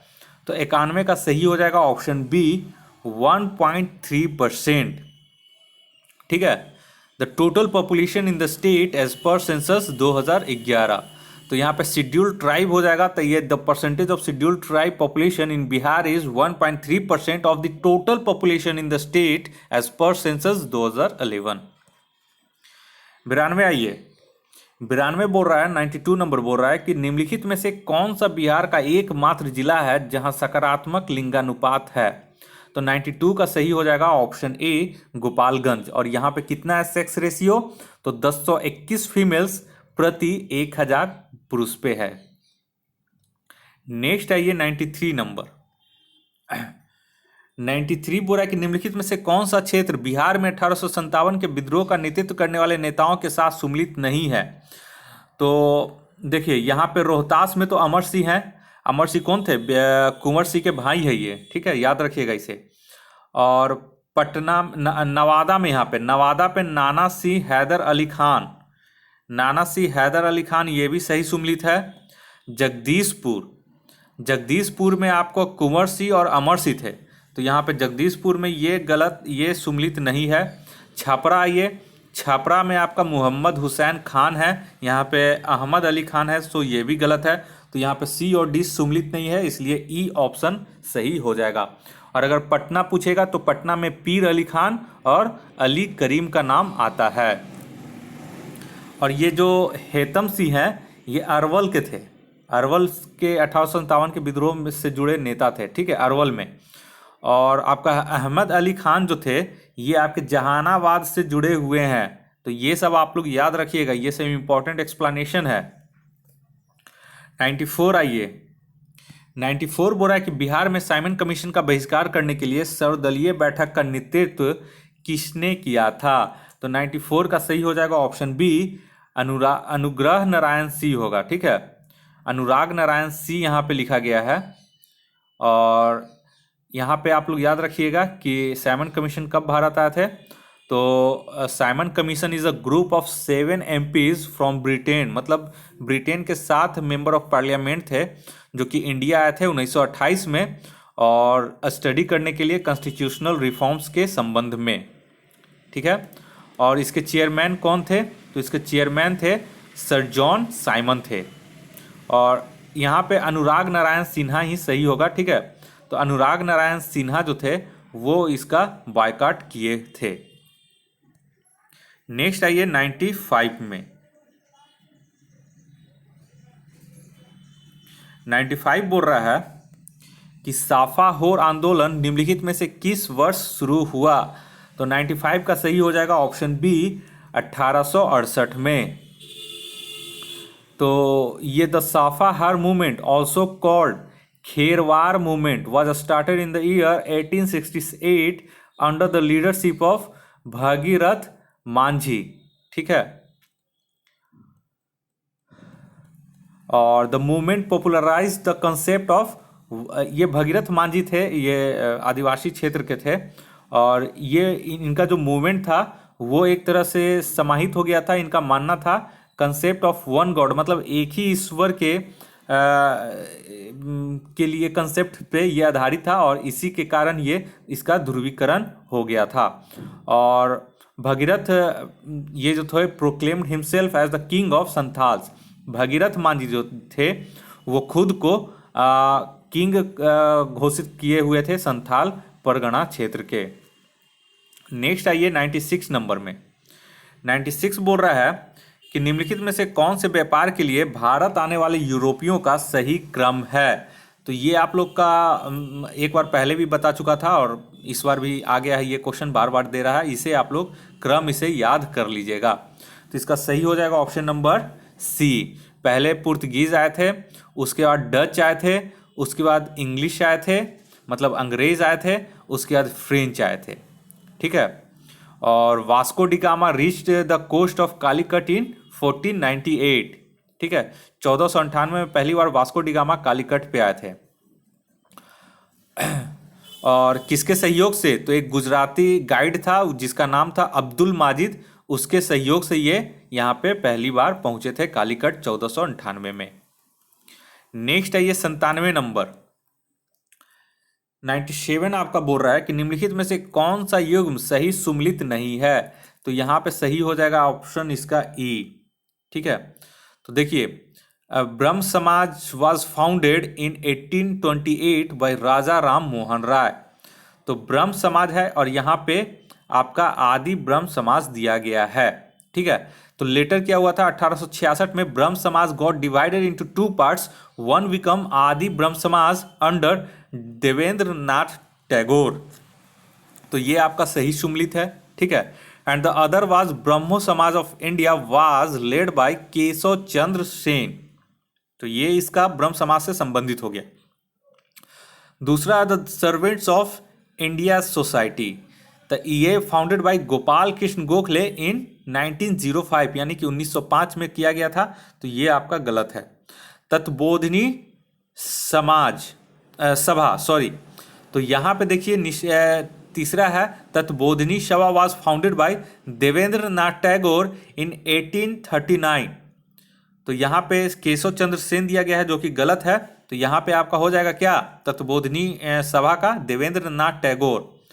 नेक्स्ट आइए सत्यशोधक समाज। तो सत्यशोधक समाज का हम सभी जानते हैं ज्योतिबा फुले फाउंड किए थे इसे 1873 में, और इनका एक फेवरेट बुक है गुलामगिरी जो कि पूछता है एग्जाम में। तो ये भी गलत है। तो कौन सुमेलित नहीं है? तो एक से अधिक हो जाता है, इसलिए ऑप्शन ई इसका सही हो जाएगा। 98 आइए। 98 तो बहुत लोग को पता होगा, वेदों की ओर लौटो का नारा किसने दिया था, तो इसका ऑप्शन बी हो जाएगा, दयानंद सरस्वती ने। नेक्स्ट आइए 99 नंबर। 99 बोल रहा है कि निम्नलिखित नेताओं में से किसे कांग्रेस का अध्यक्ष कभी नहीं चुना गया था। ये बहुत बार पूछ चुका है। इसका सही ऑप्शन हो जाएगा ऑप्शन डी, बाल गंगाधर तिलक। और अगर लाला लाजपत राय दे दे तो बहुत लोग लाला लाजपत राय मार देते हैं, जो कि क्वेश्चन गलत है, मतलब आंसर गलत है। कोई इसमें से कभी भी कांग्रेस के जो अध्यक्ष नहीं बने हैं, इसमें से ऑप्शन में से बाल गंगाधर तिलक सही आंसर होगा। नेक्स्ट आइए 100 नंबर। 100 में बोल रहा है आपका कि निम्नलिखित में से किसने भारत में प्रसिद्ध भूदान आंदोलन शुरू किया था। तो यहां पे बोल रहा है कि भारत में, तो सब लोग जानते होंगे ऑप्शन सी होगा, विनोबा भावे ने। नेक्स्ट आइए, और ये कहां से शुरू किया गया था, तो फर्स्ट बार इसे द फर्स्ट सच डोनेशन, मतलब भूदान मतलब डोनेशन, एक तरह का दान, भूमि का दान दिया जाता था। तो the first such donation of land took place on 18 April 1951 in Pochampally village in Telangana, और अभी फिलहाल उसे आंध्र प्रदेश में आ गया है। बाय जमींदार रामचंद्रा रेड्डी के द्वारा पहली बार ये भूदान आंदोलन में भूदान किया गया था 18 अप्रैल 1951 में। ठीक है, तो इसका भी बहुत बढ़िया एक्सप्लेनेशन है, आप लोग इसे नोट कर लीजिएगा। नेक्स्ट आइए 101 नंबर में, मॉन्टेग्यू चेम्सफोर्ड का वर्ष 1917 का प्रस्ताव किससे संबंधित था। तो 101 का सही हो जाएगा ऑप्शन ए, संवैधानिक सुधारों से। और नेक्स्ट आइए 102 नंबर। 102 बोल रहा है कि निम्नलिखित युग्मों में से कौन सी पुस्तक उसके लेखक के साथ सही सुमिलित नहीं है। तो 102 का हो जाएगा ऑप्शन ई, तो it was Lala Lajpat Rai who wrote the book Unhappy India. तो यहाँ पे देखिए अनहैप्पी इंडिया कौन लिखे थे, तो ये लिखे थे लाला लाजपत राय। तो ये पहला तो गलत हो गया जो दिया गया है। उसके बाद देखिए इंडिया विंस फ्रीडम मौलाना अब्बुल कलाम आज़ाद लिखे हैं। ठीक है, मौलाना अब्बुल कलाम आज़ाद, तो ये सही हो गया। उसके बाद देखिए उसके बाद बोल रहा है कि द लाइफ डिवाइन, ठीक है, तो द लाइफ डिवाइन जो लिखे हुए अरविंदो घोष, ये भी सही हो गया। उसके बाद देखिए poverty and un-British rule in India, ये लिखे थे आपके, कौन लिखे थे, दादा भाई नौरोजी। तो ये गलत है, यानी कि ए और डी गलत है, ये दोनों सुमिलित नहीं है, इसलिए एक से अधिक हो जाता है, क्योंकि ए और डी सुमिलित नहीं है और पूछ रहा क्वेश्चन में नहीं। नेक्स्ट आइए 103 नंबर में। 103 बोल रहा है कि भारतीय स्वतंत्रता संग्राम के दौरान घटित हुई निम्नलिखित घटनाओं का सही क्रम क्या है। तो 103 का हो जाएगा सही option, option number C, Champaran Satyagraha 1917, Ahmedabad mill हड़ताल फरवरी मार्च 1918, इसे याद रखिएगा। ठीक है, फरवरी मार्च मतलब वही फरवरी से ही शुरू हो गया था। ठीक है, तो फरवरी मार्च तक चला था 1918 तक। तीसरा है खेड़ा सत्याग्रह, खेड़ा सत्याग्रह हो जाएगा आपका 22 मार्च 1918, और है असहयोग आंदोलन यानी कि नॉन कोऑपरेशन मूवमेंट, ये 1920 से 1922 तक चला था। नेक्स्ट आइए 104 नंबर में। 104 बोल रहा है कि 1857 के विद्रोह के दमन के बाद ब्रिटिश सरकार द्वारा भारतीय सेना के पुनर्गठन के लिए किस आयोग का गठन किया गया था। तो ये हो जाएगा 104 का ऑप्शन डी, पील आयोग, जो कि बहुत लोग को याद होगा। ठीक है, 105 आइए। 105 बोल रहा है कि वर्नाकुलर प्रेस एक्ट किस वर्ष पारित किया गया था। तो ये पारित किया गया था ऑप्शन बी हो जाएगा वर्ष 1878 में, और ये वेटर कंट्रोल करने के लिए किया गया था, जो भी सिटीजन राइटिंग रहते थे उनको कंट्रोल करने के लिए वो किया गया था। नेक्स्ट आइए 106 नंबर में। 106 बोल रहा है भारतीय राष्ट्रीय कांग्रेस के पहले अधिवेशन के संबंध में निम्नलिखित कथनों में से कौन से सही नहीं है। तो 106 का सही हो जाएगा ऑप्शन ई। ठीक है, पहले अधिवेशन, ठीक है, कौन से बोल रहा है सही नहीं हुए हैं। तो पहला जो अधिवेशन हुआ था वो बॉम्बे में हुआ था, और गोकुल दास तेजपाल संस्कृत पाठशाला में हुआ था, दिसंबर 1885 में। तो ये तो पहला तो आपका सही हो गया, ठीक है। और इसके ए.ओ. ह्यूम इसके अध्यक्ष थे, वहीं डब्ल्यू.सी. बनर्जी इसके महासचिव थे। तो देखिए, the president of this session was W C. Banerjee and retired English civil servant A O. Hume was its general secretary. तो ये दूसरा गलत है आपका, यहाँ पे ए.ओ. ह्यूम इसके अध्यक्ष दिया हुआ है, जबकि ये सेक्रेटरी थे और डब्ल्यू.सी. बनर्जी अध्यक्ष थे। नेक्स्ट आइए तीसरा, सी बोरा इस अधिवेशन में कुल 82 प्रतिनिधियों ने भाग लिया, जबकि यहाँ पे 72 प्रतिनिधियों ने भाग लिया था, तो ये भी गलत है। नेक्स्ट आइए, बोल रहा है जब भारतीय राष्ट्रीय कांग्रेस की स्थापना हुई यानी कि 1885 में, उस समय लॉर्ड डफरिन भारत के वायसराय थे। ये आपका सही है, लॉर्ड डफरिन उस समय सही थे। तो यानी कि ए और डी सही है, लेकिन हमारा नहीं पूछा कौन सही नहीं है, तो बी और सी सही नहीं है, इसलिए उपयुक्त में से एक से अधिक हो जाएगा, इसलिए ऑप्शन ई इसका सही हो जाता। नेक्स्ट आइए 107 नंबर में। दोस्तों इस बार मैंने एक्सप्लेनेशन में बहुत ध्यान दिया है, आप लोग भी देख रहे होंगे। और अगर आप लोग को ये वीडियो और एक्सप्लेनेशन और मेरा ये वर्क, ताकि गरीब से गरीब लोग और जो भी मतलब गरीब से गरीब और जिनको भी सुविधा नहीं मिल पा रही, उन्हें मैं ऑनलाइन टेस्ट सीरीज फ्री करवा रहा हूँ और उसके लिए मेहनत भी कर रहा हूँ। उसके लिए आपके सपोर्ट की ज़रूरत है। तो आप इस वीडियो को अपने ग्रुप में जहाँ भी हो संभव हो शेयर कीजिए, लाइक कीजिए और सब्सक्राइब कर लीजिए अगर आप हमारे नए चैनल पे हैं, वीडियो देख रहे हैं तो, ताकि कोई भी मैं वीडियो अपलोड करूँ तो उसका नोटिफिकेशन सबसे पहले आपके मोबाइल तक पहुँच सके। 107 नंबर आइए। 107 का बोल रहा है कि भारतीय राष्ट्रीय आंदोलन के किस नेता को ब्रिटिश संसद के लिए पहली बार निर्वाचित किया गया था? तो ये हो जाएगा ऑप्शन डी, दादा भाई नौरोजी को। और ये फर्स्ट इंडियन थे जो इलेक्टेड हुए थे पार्लियामेंट में, ब्रिटेन के पार्लियामेंट में फर्स्ट इलेक्टेड पर्सन थे ये। नेक्स्ट आइए 108 नंबर में। 108 बोल रहा है कि अराजक और क्रांतिकारी अपराध अधिनियम यानी कि anarchical and revolutionary crime act, popularly referred as the revolt act, ठीक है, was enacted in 1919 मतलब 1919 बाय द ब्रिटिश। यानी कि कब पारित किया गया था? अराजक और क्रांतिकारी अपराध अधिनियम, इसको और भी बोलते हैं रिवॉल्ट एक्ट, ठीक है। ये 1919 में पारित किया गया था, तो ऑप्शन डी इसका सही हो जाएगा। नेक्स्ट आइए 109 नंबर में। 109 बोल रहा है कि निम्नलिखित में से कौन सा गांधी इरविन समझौते का परिणाम नहीं था? तो 109 का सही हो जाएगा ऑप्शन ई, ठीक है। देखिए सबसे पहले कि देख लेते हैं गांधी इरविन पैक्ट कब साइन हुआ था? तो 5 मार्च 1931 को, ठीक है। और ये इसका जो इम्पैक्ट जो हुआ था, the outcome of the Gandhi Irwin pact, वो क्या क्या था? पहला था Gandhi ji was impressed with Irwin's sincerity and on behalf of the Indian National Congress agreed to discriminate the civil disobedience movement. यानी कि समाप्त करने पे वो एग्री हो गए थे, सविनय अवज्ञा आंदोलन, ठीक है। तो पहला तो सही है, गलत तो नहीं है। कांग्रेस का दूसरे गोलमेज सम्मेलन में होने के लिए सहमत होना, तो the Congress agreed to join the second round table conference, ये भी सही है। तीसरा था ब्रिटिश सरकार द्वारा भारतीय राष्ट्रीय कांग्रेस की गतिविधियों पर अंकुश लगाने हेतु पारित सभी आदेशों को वापस लेना, तो तीसरा भी आपका सही था।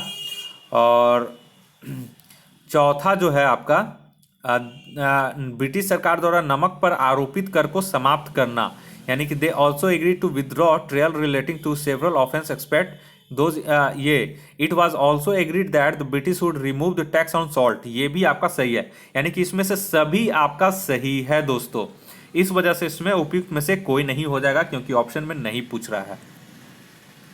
110 नंबर आइए। 110 बोल रहा है कि वर्ष 1939 में कांग्रेस के अध्यक्ष बनने के लिए सुभाष चंद्र बोस द्वारा कौन पराजित हुआ था? तो 110 का आप लोग को बहुत याद होगा, ऑप्शन नंबर इसका सी हो जाएगा, पट्टाभी सीतारमैया। तो यहाँ पे देख लीजिए 1938 में तो सुभाष चंद्र बोस अध्यक्षता किए थे, लेकिन जब त्रिपुरी सेशन में 1939 में हुआ तो गांधी जी ने अपने कैंडिडेट्स पट्टाभी सीतारमैया को खड़ा किए थे, ठीक है। लेकिन पट्टाभी सीतारमैया हार गए थे। तो कांग्रेस कमेटी में क्या होता है कि जो भी अध्यक्ष बनता है उसको अपने कार्यकारिणी समिति में सदस्य शामिल करने के लिए गांधी जी की राय लेना आवश्यक होता है। यानी गांधी जी के सलाह पर ही कोई भी कांग्रेस का अध्यक्ष अपनी अगर अध्यक्ष चुनाता है तो उसे अपने कार्यकारिणी समिति में सदस्य शामिल करने के लिए गांधी जी का आपको राय लेना रहेगा, गांधी जी का उनका सलाह लेना जरूरी रहता है। तो जब सुभाष चंद्र बोस जी ने गांधी जी के पास अपने कार्यकारिणी समिति में सदस्य को शामिल करने के लिए सलाह लेने गए तो उन्होंने सलाह देने से मना कर दिया, जिससे क्षुब्ध होकर उन्होंने अध्यक्षता पद छोड़ दी और 1939 में ही फॉरवर्ड ब्लॉक की स्थापना की, जो कि सामान्यतः साम्यवाद की विचारधारा पर आधारित थी। ठीक है, 111 नंबर आइए। अब 111 नंबर बोल रहा है कि निम्नलिखित में से कौन वर्ष 1946 में भारत में आए कैबिनेट मिशन का सदस्य नहीं था।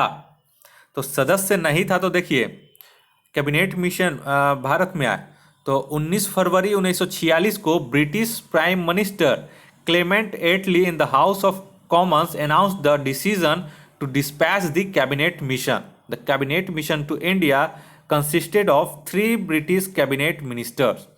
तो कौन कौन थे उसमें, तो लॉर्ड पैथिक लॉरेंस थे, the secretary of the state for India. दूसरे थे द सर स्टैफोर्ड क्रिप्स, ठीक है। ये थे आपका president of the board of the trade. And तीसरे थे A V Alexander, the first lord of the admiralty. Hence option A is correct, ठीक है। और the cabinet mission was headed by lord Pethick. तो यहाँ पे देखिए अलेक्जेंडर थे, ठीक है, और क्रिप्स थे। यहाँ पे 2 लोग मिल रहा है लेकिन नहीं थे, तो यहाँ पे बी और सी दोनों नहीं थे, इसलिए एक से अधिक हो जाएगा इसका आंसर। नेक्स्ट आइए 112 नंबर। 112 बोल रहा है कि की स्टोन प्रजाति के विषय में निम्नलिखित कथनों में से कौन से सही नहीं है। तो 112 का आपका सही हो जाएगा ऑप्शन ई। तो यहाँ पे जो है ये सभी ऑप्शन सही हैं और यहाँ पे पूछ रहा है कि नहीं है, तो इसलिए एक से उपयुक्त में से कोई नहीं इसका ऑप्शन हो जाएगा 112 का। 113 नंबर आइए। अब 113 से लग रहा है यहाँ पे वन लाइनर है, ठीक है। तो 113 में देख लेते हैं हम लोग। 113 क्वेश्चन बोल रहा है कि निम्नलिखित में से कौन पारिस्थितिकी अनुक्रमण की प्रवस्था या प्रवस्थाएं हैं। तो 113 का इसका सही हो जाएगा ऑप्शन ई। तो यहाँ पे जो तो 113 का जो हो जाएगा यहाँ पे पारिस्थितिकी अनुक्रमण का इंग्लिश बता देता हूँ, बहुत लोग को नहीं पता होगा। इकोलॉजिकल सक्सेशन इसे बोलते हैं इंग्लिश में। तो ये इकोलॉजिकल सक्सेशन क्या होता है, और ये जो भी बोल रहा है कि ये सभी इसके प्रस्थाएं, इसलिए एक से अधिक हो जाएगा क्योंकि इसमें सही सभी इसमें इसके प्रवस्था या प्रवस्थाएं हैं। तो क्या होता है इकोलॉजिकल सक्सेशन, ये होता है the process by which communities of plant and animal species in area are replaced or changed into another over a period of time is known as ecological succession. Succession is universal process of directional changes in vegetation on an ecological time scale. It occurs due to large scale changes or destruction, natural or man-made. ठीक है, तो ये इसका एक कुछ explanation हो गया।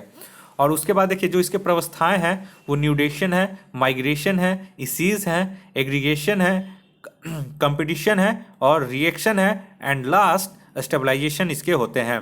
तो इस तरह से ये पूरे इसके सही हो जाएंगे। नेक्स्ट आइए 114 नंबर में। 114 बोल रहा है कि ग्रीन हाउस प्रभाव के लिए मुख्य रूप से उत्तरदायी गैस हैं। ये 64th बीपीएससी का क्वेश्चन है, इसका सही हो जाएगा option C, carbon dioxide. Next आइए 15 नंबर में। 15 बोल रहा है कि निम्नलिखित में से कौन विश्व में सबसे बड़ा पारिस्थितिकी तंत्र है। तो 115 आप लोग को थोड़ा ध्यान रखना होगा, बहुत लोग को पता ही होगा, महासागर मतलब कि वर्ल्ड ओशियन। और ये कितना कवर करता है पारिस्थितिकी तंत्र का, अर्थ सरफेस का, ये 71% कवर करता है दोस्तों। नेक्स्ट आइए 116 नंबर।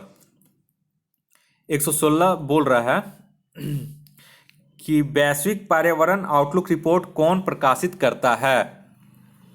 तो इसको इंग्लिश में बोलते हैं ग्लोबल इन्वायरमेंट आउटलुक रिपोर्ट, और इसे प्रकाशित करता है यूएनईपी, यानी कि यूनाइटेड नेशंस इन्वायरमेंट प्रोग्राम इसे रिपोर्ट इसको जारी करता है। तो ये हो जाएगा यूएनईपी, जिसका फुल फॉर्म होता है United Nations environment programme. Next आइए 117, भूमध्य रेखा कितने देशों से होकर गुजरती है? तो 117 का सही हो जाएगा भूमध्य रेखा मतलब the equator is a great circle around the earth that is everywhere equidistant. तो इक्वेटर उसको बोलते हैं, और जो भूमध्य रेखा जो आपका जो सबसे बड़ा वाला होता है वो आपका भूमध्य जो बीचों बीच होकर गुजरता है उसे भूमध्य रेखा कहते हैं। तो ये इसका 117 का कौन सा आंसर हो जाएगा? तो ऑप्शन बी इसका सही हो जाएगा 13। तो 13 देशों से ये होकर गुजरती है। ये बहुत इंपॉर्टेंट है, इसे आप लोग याद रखिएगा। नेक्स्ट आइए 18 नंबर में। 18 बोल रहा है कि निम्नलिखित में से किस परिघटना के साथ बिग बैंग थ्योरी, तो बिग बैंग थ्योरी संबंधित है? तो 118 को बहुत लोग को पता होगा, ऑप्शन सी ब्रह्मांड की उत्पत्ति से। नेक्स्ट आइए बिग बैंग थ्योरी जो आप जानते हैं, और it was produced by George Lemaitre later in 1967 Robert Wagner explained this theory. मतलब पहली बार इसे प्रोपाउंडेड किया गया था जॉर्ज लेमेटायर के द्वारा, और उसके बाद 1967 में इसे रॉबर्ट वैगनर के द्वारा एक्सप्लेन किया गया था। उसके बाद इसके बाद स्टीफन हॉकिंस वगैरह बहुत सारे इस पे थ्योरी भी दिए थे। नेक्स्ट आइए 119 नंबर। 119 बोल रहा है रिंग ऑफ फायर कहाँ स्थित है? तो ये भी बहुत इंपॉर्टेंट है, बहुत बार इसे पूछा गया। तो ये हो जाएगा ऑप्शन बी प्रशांत महासागर में। नेक्स्ट आइए 120 नंबर। 120 बोल रहा है कि निम्नलिखित जलधाराओं में से कौन सी ठंडी जलधाराएं हैं? तो 120 का इसका सही आंसर हो जाएगा ऑप्शन ई। तो इसका ऑप्शन ई क्यों होगा? तो देखिए ठंडी जलधाराएं कौन कौन से हैं। तो पहला देखिए कैलिफोर्निया जलधारा ठंडी जलधाराएं हैं, लैब्राडोर ये भी ठंडी जलधाराएं हैं, बेंगुएला जलधारा ये भी ठंडी जलधाराएं हैं, क्यूरोसिव जलधारा जो है ये आपका वार्म ओशियन करेंट्स है, यानी कि गर्म जलधारा है। तो ये आपका ठंडी जलधारा नहीं है। तो यहाँ पे एक से अधिक ठंडी जलधारा है, इसलिए उपयुक्त में से एक से अधिक हो जाएगा। 121 नंबर आइए। 121 बोल रहा है कि विश्व का सबसे बड़ा द्वीप कौन सा है? तो 121 का आपका सही हो जाएगा ऑप्शन सी ग्रीनलैंड सबसे बड़ा ये द्वीप है। ठीक है। नेक्स्ट आइए आपका 122 नंबर। 122 बोल रहा है हाल ही में समाचारों में रहा नीस स्थित है। तो नीस जो आपका है वो 7th most popular urban area in France है। ठीक है। तो ये आपका हो जाएगा फ्रांस में, हो जाएगा ऑप्शन डी इसका सबसे ज़्यादा मतलब ये इसका सही आंसर हो जाएगा। नेक्स्ट आइए 123 नंबर में। 123 बोल रहा है क्षेत्रफल की दृष्टि से भारत का विश्व में निम्नलिखित में से कौन सा स्थान है? तो ये बहुत लोग पढ़ चुके होंगे। 23 का हो जाएगा ऑप्शन ई। क्यों? क्योंकि 7वां लार्जेस्ट कंट्री है इंडिया, तो यहाँ पे कोई भी ऑप्शन में नहीं दिया हुआ है। 124 आइए। 124 बोल रहा है महानदी और अलकनंदा नदियाँ कहाँ मिलती हैं? तो 124 का होगा इसका सही आंसर ऑप्शन सी रुद्रप्रयाग में। मैंने एक अपनी यूट्यूब चैनल पे जो मेरा एक दूसरा यूट्यूब चैनल है confusion9.2.11 वहाँ पे मैंने इसका ट्रिक बता दिया है कि कैसे इसे याद कीजिएगा कि नंद प्रयाग में कौन कौन सी नदियाँ मिलती हैं, विष्णु प्रयाग में कौन कौन सी नदियाँ मिलती हैं, रुद्रप्रयाग में कौन कौन सी नदियाँ मिलती हैं, देव प्रयाग में कौन कौन सी नदियाँ मिलती हैं। 5 प्रयाग हैं, देवों की भूमि कहा जाता है उत्तराखंड को। तो इस वहाँ पे मैं ये उस ट्रिक का जो लिंक है वो भी मैं डिस्क्रिप्शन में दे दूंगा, और उसे आप लोग ज़रूर याद कर लीजिएगा, एक बार देख लीजिएगा, पसंद आएगा तो आप लोग उसे लाइक और सब्सक्राइब और शेयर कर दीजिएगा उस वीडियो को। नेक्स्ट आइए 125 नंबर में। 125 बोल रहा है कि निम्नलिखित में से कौन सी एक अल्पकालिक नदी है? तो 125 का जो सही हो जाएगा वो ऑप्शन डी हो जाएगा लूनी नदी। ये एक इफिमेरल रिवर है, यानी कि अल्पकालिक रिवर है, और बाकी जो सभी हैं वो ड्राई रिवर, यहाँ पे माही, दूध गंगा, वर्धा, ये सब आपका अल्पकालिक नदियाँ नहीं हैं। ठीक है, नेक्स्ट आइए 126 नंबर में। 126 बोला भारत के किस राज्य में उत्तर पूर्वी मानसून में सर्वाधिक वर्षा होती है? तो 126 का इसका सही आंसर हो जाएगा ऑप्शन सी, तमिलनाडु में। ठीक है, और ये शीतकालीन में इसमें बहुत ज़्यादा वर्षा होती है शीतकालीन के समय में। 127 आइए, 127 बोला भारत में कर्क रेखा किस राज्य से होकर नहीं गुजरती है? ठीक है, तो 127 का आप लोग नहीं है यहाँ पे, तो 127 का इसका हो जाएगा ऑप्शन ई। तो ई क्यों होगा? तो देखिए, कर्क रेखा को ट्रॉपिक ऑफ कैंसर भी बोलते हैं। Is an imaginary line at an angle of 23.50 degree north from the equator, और ये it that passes through the middle of the India. It passes through 17 country. अगर कंट्री पूछेगा तो 17 देश के से होकर गुजरता है, और अगर भारत में पूछे कितने राज्य, तो ये 8 राज्य से होकर गुजरता है। कौन कौन से वो राज्य हैं? तो गुजरात है, राजस्थान है, मध्य प्रदेश है, छत्तीसगढ़ है, झारखंड है, वेस्ट बंगाल है, त्रिपुरा है और मिजोरम है। तो यहाँ पे देख लीजिए, सबसे पहले देखिए त्रिपुरा से होकर तो गुजरती है। ठीक है, उसके बाद मध्य प्रदेश से भी होकर गुजरती है। उसके बाद आपका यहाँ पे देखिएगा बिहार आता है। ठीक है, तो बिहार से होकर नहीं गुजरती और पंजाब से होकर नहीं गुजरती, यानी 2 से नहीं होकर, तो उपयुक्त में से 1 से अधिक हो जाएगा। नेक्स्ट आइए 128 नंबर। 128 बोल रहा है भारत के सब पूर्वी राज्य का नाम बताइए। तो सबसे पूर्वी राज्य हो जाएगा option B, Arunachal Pradesh. Next आइए 129 नंबर। 129 बोल रहा है निम्नलिखित में से कौन सी सबसे ऊंची पर्वत चोटी है जो भारत के भीतर पूरी तरह स्थित है? तो 129 का सही हो जाएगा ऑप्शन सी, नंदा देवी, और इसकी हाइट कितना है? 7816 मीटर, जो कि पूरी तरह से इंडिया में ही लोकेटेड है। नेक्स्ट आइए 130 नंबर में। 130 बोल रहा है कि रेड क्लिफ रेखा किन 2 देशों के बीच सीमा बनाती है? तो 130 का सही हो जाएगा ऑप्शन डी, भारत और पाकिस्तान के बीच रेड क्लिफ की सीमा बनती है। और ये कब एग्जिस्टेंस में आया है? तो ये 17 अगस्त 1947 को ये रेखा एग्जिस्टेंस में आई है। नेक्स्ट आइए 131 नंबर। 131 बोल रहा है कि बिहार का पहला चीनी कारखाना निम्नलिखित में से किस स्थान पर स्थापित किया गया था? यह भी एक तरह से इंपॉर्टेंट है। तो 131 का सही हो जाएगा ऑप्शन सी, मढ़ौरा में। तो मढ़ौरा कहाँ पे है? ये सारण डिस्ट्रिक्ट में पड़ता है बिहार के। और कब स्थापित किया गया था ये पहला? तो 1904 ईस्वी में। 132 आइए। 132 बोल रहा है कि सिमरी झील भारत के किस राज्य में स्थित है?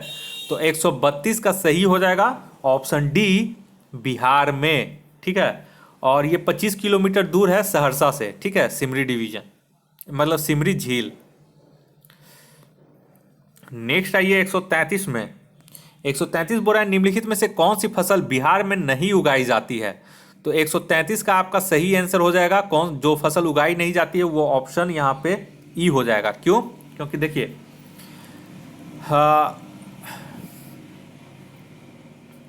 जो भी जितने भी हैं ये सभी लगभग बिहार में उगाए जाते हैं, चाय, खेसारी, मिर्च, मेस्ता। ठीक है, तो इसीलिए उपयुक्त में से कोई नहीं इसका आंसर हो जाएगा। 134 आइए। 134 बोल रहा है कि बागमती सिंचाई परियोजना भारत के किस राज्य में शुरू की गई है? तो 134 का सही हो जाएगा ऑप्शन ए, बिहार में।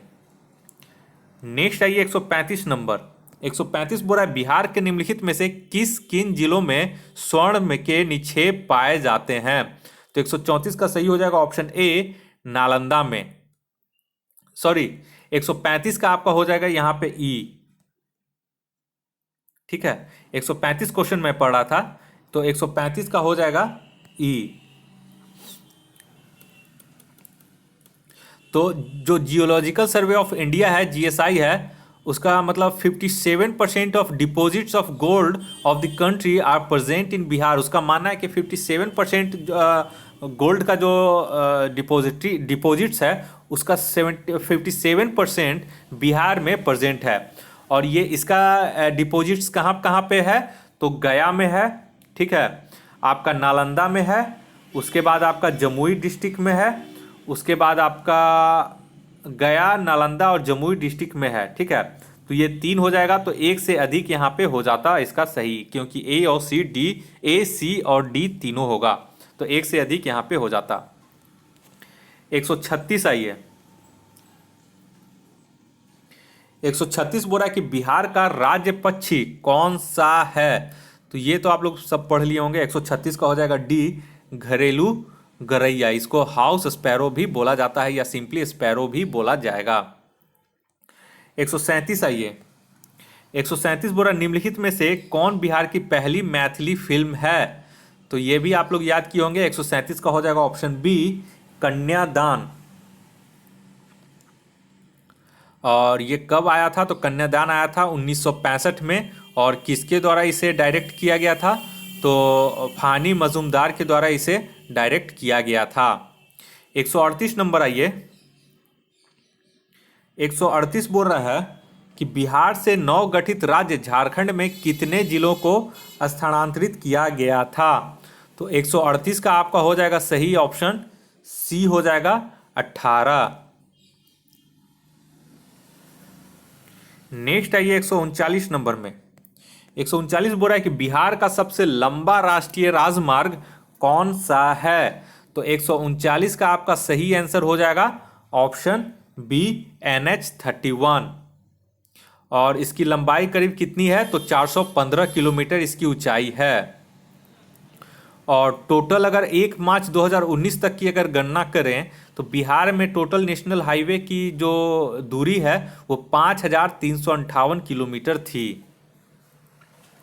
140 आइए। मोइनुल हक स्टेडियम स्थित है। तो 140 आप लोग बिहार की तैयारी कर रहे हैं तो सबको पता होगा, बिहार मोइनुल हक स्टेडियम बिहार में है और ये बिहार में पटना में है, ठीक है। अब आइए 10 क्वेश्चन जो बीपीएससी में आपका मैथ्स का रहते हैं, तो मैथ्स के लिए हम देख लेते हैं। इसका केवल मैं आंसर बताते जाऊंगा और आप लोग इसे खुद से सॉल्व करने का प्रयास कीजिएगा। अगर सॉल्व नहीं होगा तो कमेंट करके बोल दीजिएगा कि सर मैथ्स का भी सर सोल्यूशन इसका करवा दीजिए, तो मैं वो भी करवाने के लिए तैयार हूँ। बशर्ते आप एक बार खुद से प्रैक्टिस करें मैथ्स बनाने का कि सॉल्व होता है आपसे या नहीं। अगर नहीं हो रहा है, अगर आप लोग को बहुत ज़्यादा ज़रूरी है तो आप ज़रूर कमेंट करके बोले कि सर मैथ्स का सोल्यूशन करवा दीजिए। तो 141 का देखिए। 141 का सही हो जाएगा ऑप्शन ए, 7। नेक्स्ट आइए 142 में।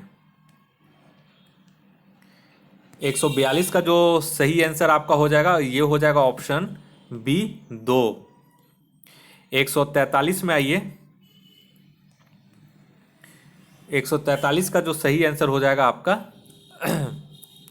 सी, 16/21।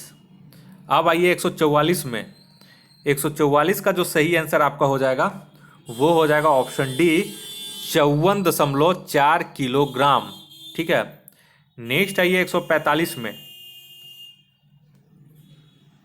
145 का जो सही आंसर हो जाएगा ऑप्शन सी हो जाएगा 15 किलोमीटर उत्तर, यानी कि 15 किलोमीटर नॉर्थ। 146 आइए।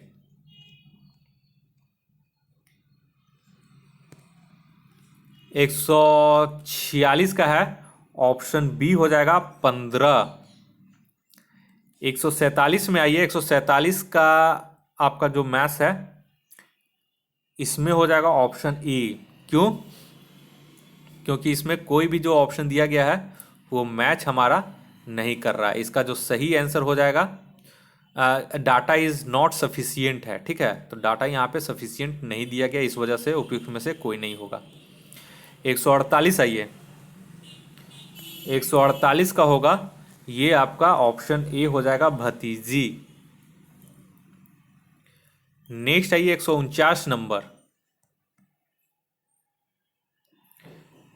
149 का आपका हो जाएगा ऑप्शन बी, 8%।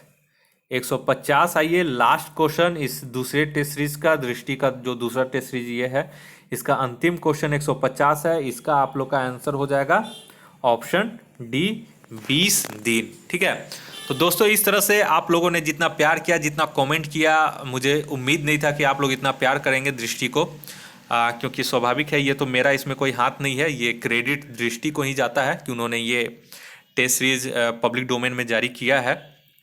और इस तरह से ये दूसरा टेस्ट सीरीज आपका कंप्लीट हो गया है। 150 टेस्ट, मतलब 150 क्वेश्चन का ये टेस्ट सीरीज कंप्लीट हो चुका है। तो इस वीडियो को देखने के लिए आप लोग का बहुत बहुत शुक्रिया। अगर आप हमारे चैनल पे नए हैं तो कृपया करके आप हमारे इस नए चैनल को ज़रूर से सब्सक्राइब कर लें। इसमें बिहार से संबंधित होने वाले जितने भी एग्ज़ाम है उसके टेस्ट सीरीज कराते हैं और आप लोगों को उसका बहुत ज़्यादा फ़ायदा मिल रहा होगा, उम्मीद करते हैं। और इसी तरह से हर दूर दराज के जो भी क्षेत्र हैं, क्षेत्र से संबंधित व्यक्ति हैं जिन्हें बुक वगैरह उपलब्ध नहीं हो पा रहे हैं पटना के बाज़ार से या फिर वहाँ के मार्केट से, लोकल मार्केट से उन्हें बुक नहीं मिल पा रहे हैं बहुत सारे प्रैक्टिस करने के लिए, तो वो आप हमारे इस यूट्यूब चैनल को सब्सक्राइब कर लें। यहाँ पे आपको समय समय पे प्रश्नों का एक टेस्ट सीरीज चलाया जाता रहता है और आप लोगों को इस तरह से फ़ायदा मिलेगा, वो भी अच्छे से। ठीक है, इस वीडियो को देखने के लिए आप लोग का बहुत बहुत शुक्रिया। आपका दिन मंगलमय हो। धन्यवाद।